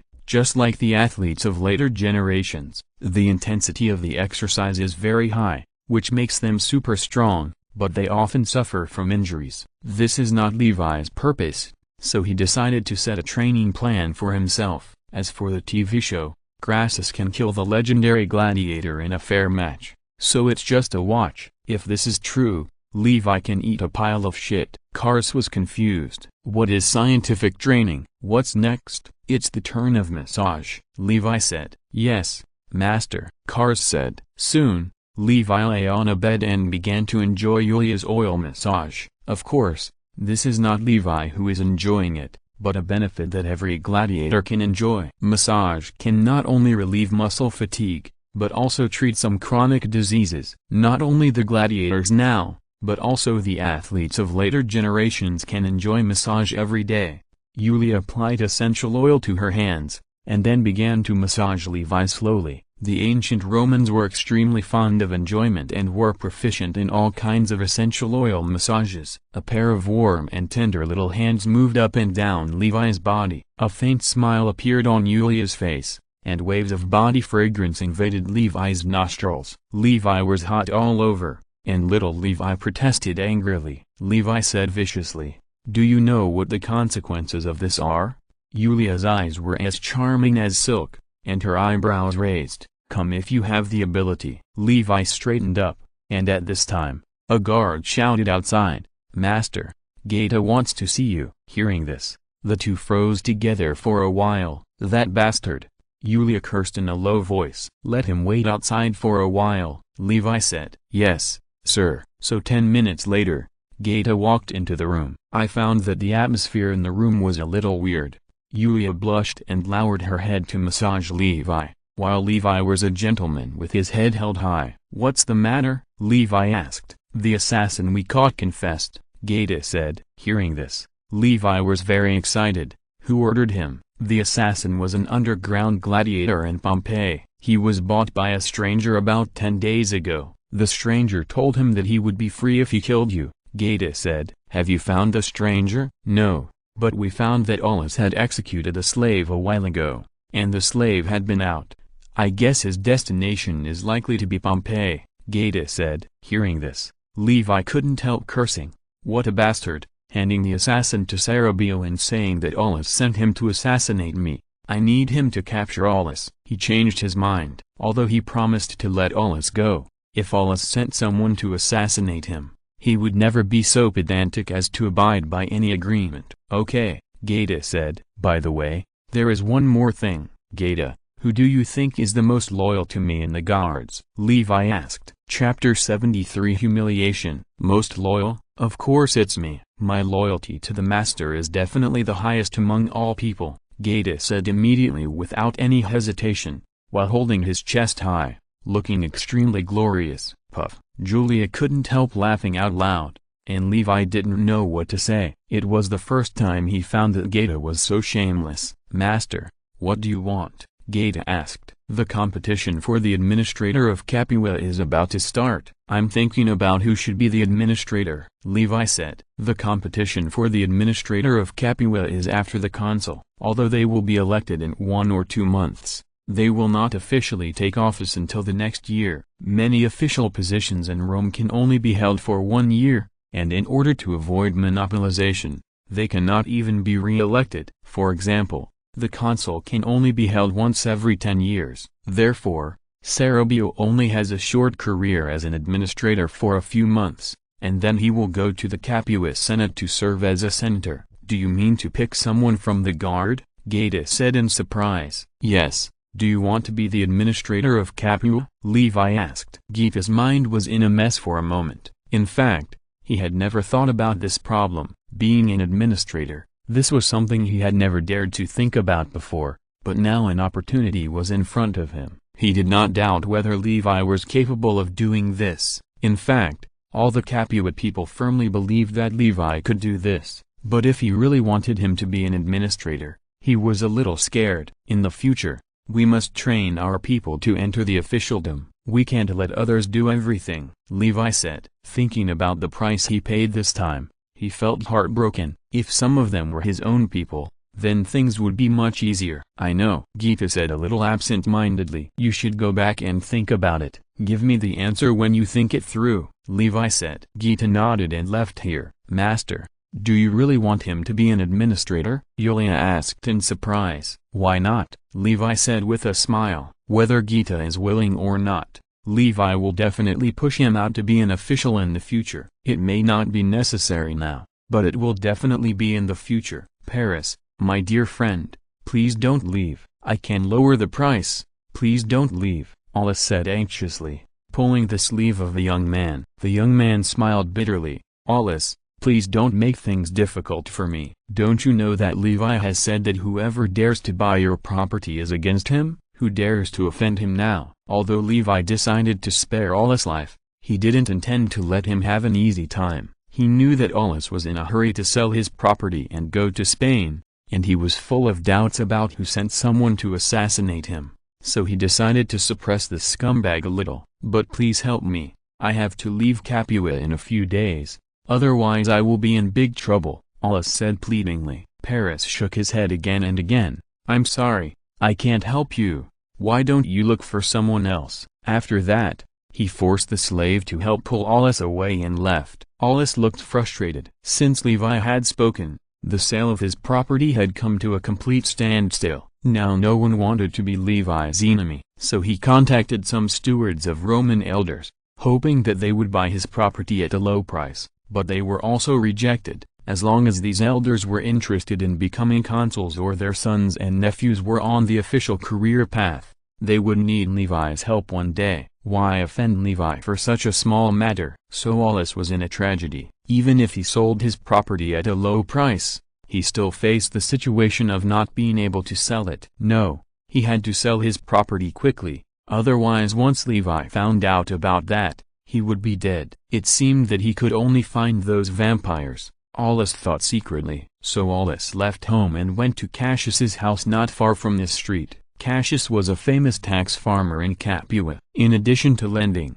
he also had a lot of property. He usually flattered him. He hoped that he could buy his property for the sake of their past relationship. Arriving at Cassius's mansion, Aulus was about to go in, but was stopped by the slave guarding the door. "Master Aulus, what are you doing?" "Of course I'm going in to find Cassius. What's wrong?" Aulus said dissatisfiedly. "If you want to see my master, of course you have to inform him first," the slave said with a fake smile. "Inform?" Aulus suspected that there was something wrong with his ears. When he came here before, he never needed to inform him, and many times Cassius came out with a flattering face, but what happened in the past 2 days has made him know what it means to be fickle and indifferent. "Okay, go and inform him," Aulus said, suppressing his anger. The slave snorted disdainfully and walked over. Aulus was so angry that his eyes were red. A slave actually dared to look down on him. This was simply his greatest shame, but he could only endure.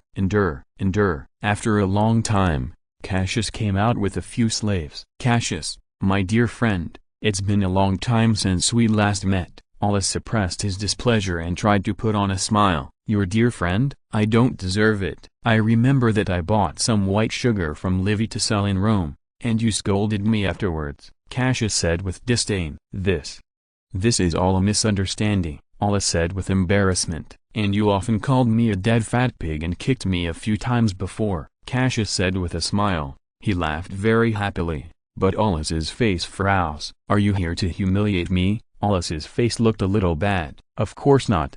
I just want you to pay back everything you did to me," Cassius said with a grin. "Catch him for me." "What do you want to do?" Aulus said in shock and anger. The slaves came forward and held Aulus down, and Aulus struggled to no avail. "Cassius, you bastard, if you dare to do anything wrong I will definitely kill you." Hearing this, Cassius became even angrier. Didn't this bastard understand his situation? He walked behind Aulus and kicked him hard. "I let you be arrogant and I let you kick my butt. Now you know the consequences, right? Do you know how I felt at the time?" Aulus' face flushed red and he almost fainted. He had never been insulted like this since he was a child. Not even Levi had insulted him like this. Chapter 74 Retainers. This damn bastard. He swore to kill him. He would kill him no matter what. "Get out of here. Don't let me see you again." After venting his anger, Cassius had Aulus thrown onto the road, causing the people around him to whisper. Hearing the laughter of the people around him, Aulus quickly covered his head and fled. Although he was already in a state of desolation, Aulus's temper was revived. His eyes were red, like an angry bull. Isn't it just death? Is he afraid of death? Even if he died, he would make Cassius pay the price for what happened today. After returning home, he found that several people were waiting for him. One of them was very familiar to him. It was the executioner Ulpian, but there was a trace of pity in his eyes. "Hello, Master Aulus," Ulpian said with a smile. "What's the matter with you?" Aulus suddenly had a bad premonition. Did he have an accident? I'm here to deliver a warrant for your arrest. You are facing several lawsuits, including a charge of murder. By order of Archon Cerebio, you are being detained temporarily, Ulpian said. Now that Aulus' father was dead and the situation in Capua was settled, Ulpian was not so resistant to the order. What did you say? Several lawsuits. That's impossible. And who did I murder? Aulus said with horror. Knight Levi. Ulpian looked at him as if he were a dead man. Why did this man always think so hard? He could have survived. No, it's fake. This is slander, Aulus said in horror. He didn't want to be nailed to the cross and beaten to death like his father. It's not up to you. Take him away, Ulpian said, and soon the guards took the struggling Aulus away from here. The team that went to Rome finally returned. Scipio was successfully elected as the Roman consul, which made Levi more famous, because people knew that he supported Scipio, but most people didn't know the tricks. Levi also bought part of Tullius's estate, and then Levi began to enclose land and build a city. This was a real city. The length and width were 2 kilometers. Due to financial reasons, the city wall could not be built in a short time, and everything remained in the plan. The weather was fine. Just after finishing the daily morning exercises, the somewhat gloomy Memmius went to the cafeteria. He made himself a bowl of wheat porridge and 2 slices of bread, plus 2 eggs and a pork burger, which was his entire breakfast. He couldn't afford such a breakfast before, and it was good enough to have enough food, but now he could eat it casually, which made him feel very satisfied. At least Levi was very generous in the food of the soldiers, much more generous than being a soldier. Soldiers also had to prepare their own food, and many soldiers were so poor that they had to write letters to their families to ask for food. He bit into the meat bun, and the aftertaste filled his mouth. Then he drank a mouthful of wheat porridge, which made Memmius almost moan with comfort. Not long after, he had eaten half of the meal. At this time, the conversation of several guards sitting next to him caught his attention. Have you heard? The master of the family seems to want to recruit retainers. What is a retainer? I don't know, but it sounds like it is definitely higher than a guard. Are there any conditions? There are no conditions. Anyone can sign up. Hearing this, Memmius could no longer sit still. He knew that this was the reform his friend was talking about. It is said that Livy attached great importance to retainers. Just by listening to the name, you know that these people must be in high positions. In fact, Livy has always been very troubled by the loyalty of the guards. Since the Marius reform, the army has inevitably begun to be privatized. The consequence of the privatization of the army is very terrible. That is, the republic will inevitably disintegrate, and then move towards the empire under the leadership of a military strongman. More and more famous generals have entered Rome, such as Marius, Sulla, and Caesar, proving this point. After the establishment of the Roman Empire, successive Augustus and Caesars tacitly cleansed the famous families of the former republic, and in the end, those famous families were basically cleansed. Levi was sure that his family would become a real famous family. Would he sit back and watch his family being cleansed by Augustus and Caesar? The execution scene a few days ago made Levi feel a little blocked. His descendants would not be cleansed by Augustus and Caesar like this. If he didn't want to be cleansed,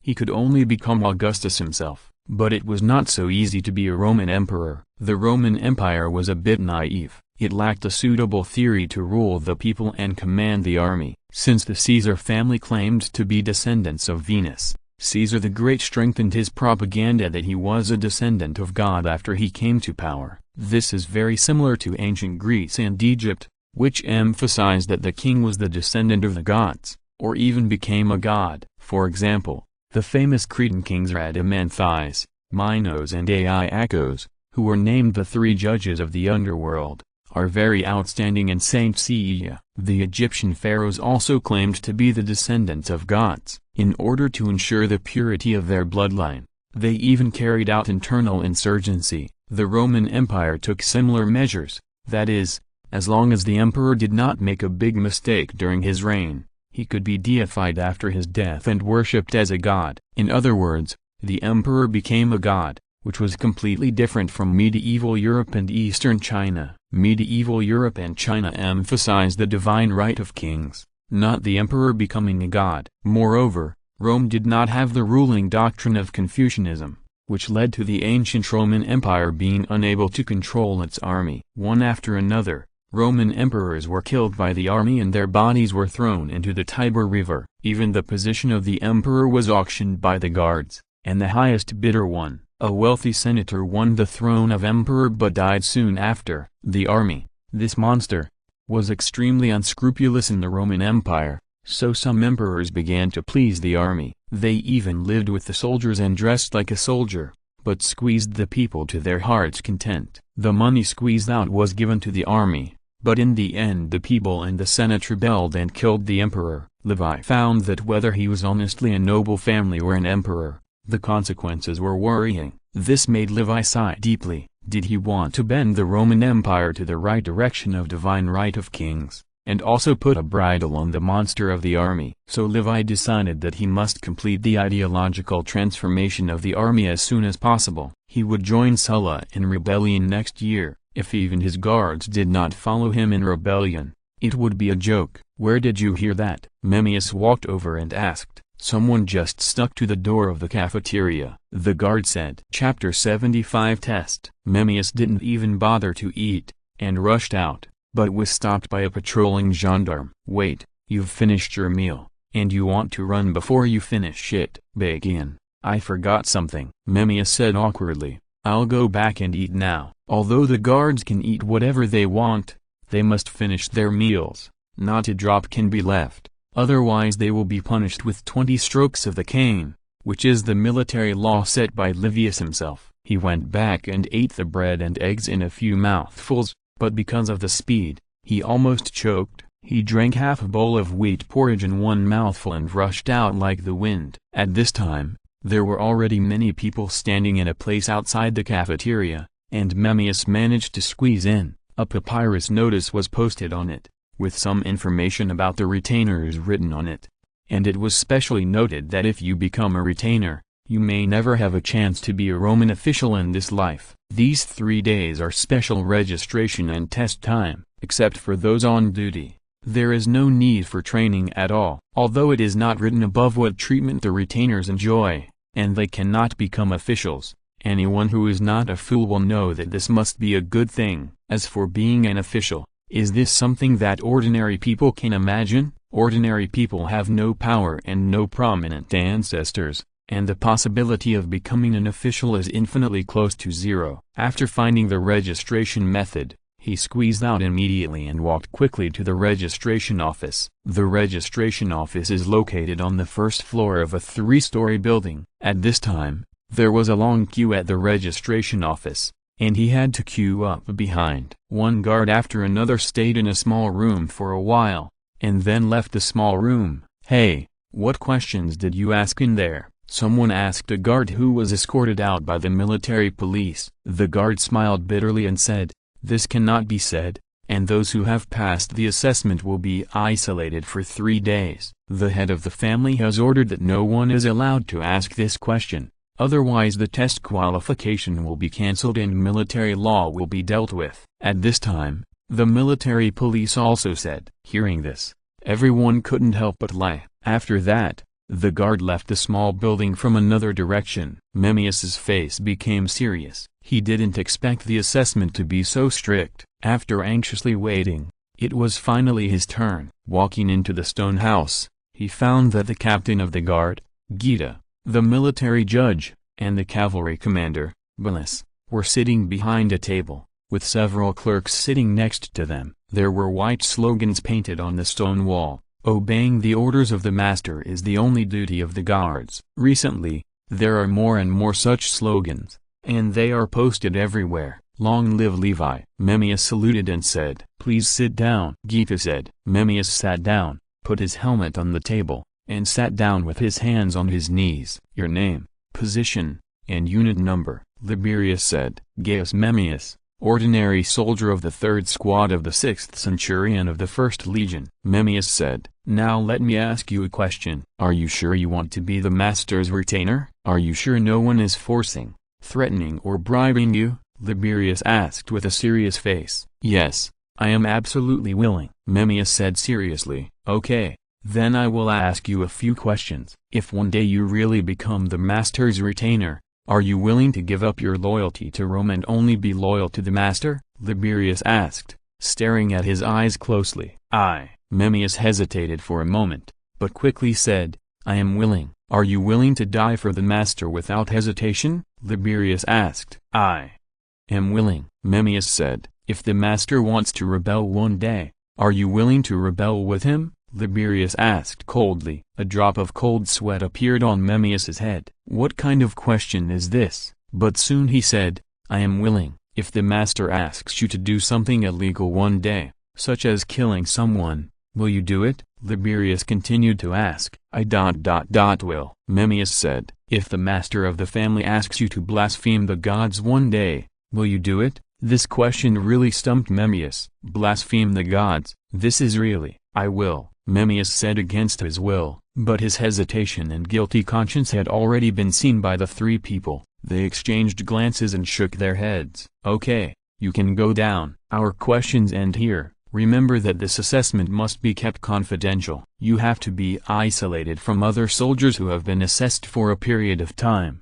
Is that okay? Liberius said. No problem, sir. Memmius stood up and said. A guard outside the door took him away, and then another person walked in. Memmius looked a little dazed. He guessed that if he was not bad, he should be eliminated. Retainers are good, but these questions are too lawless. Will anyone agree with these questions? Yes, they will. But how can they betray Rome and betray the gods? Under the complicated gazes of the crowd, the assessment of the retainers went smoothly. Although many people complained about the problems, they could only accept it silently. 3 days later, in Levi's restaurant, Levi was having breakfast while listening to the reports of the three people. A total of 8,923 people signed up, and a total of 489 people passed the 3 rounds of tests. Here is the assessment report. Gita said. His voice was a little hoarse. Obviously his vocal cords were damaged, and the tests these days had exhausted him.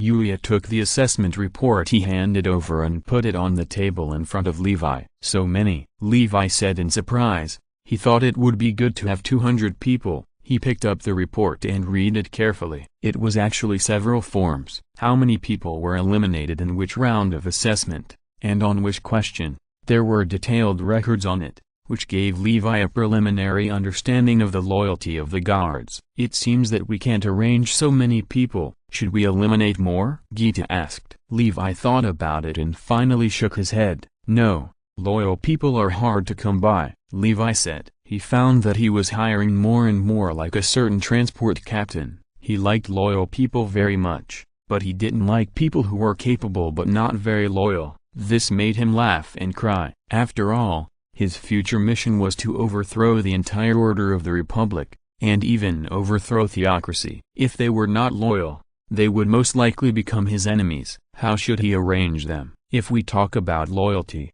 there are 2.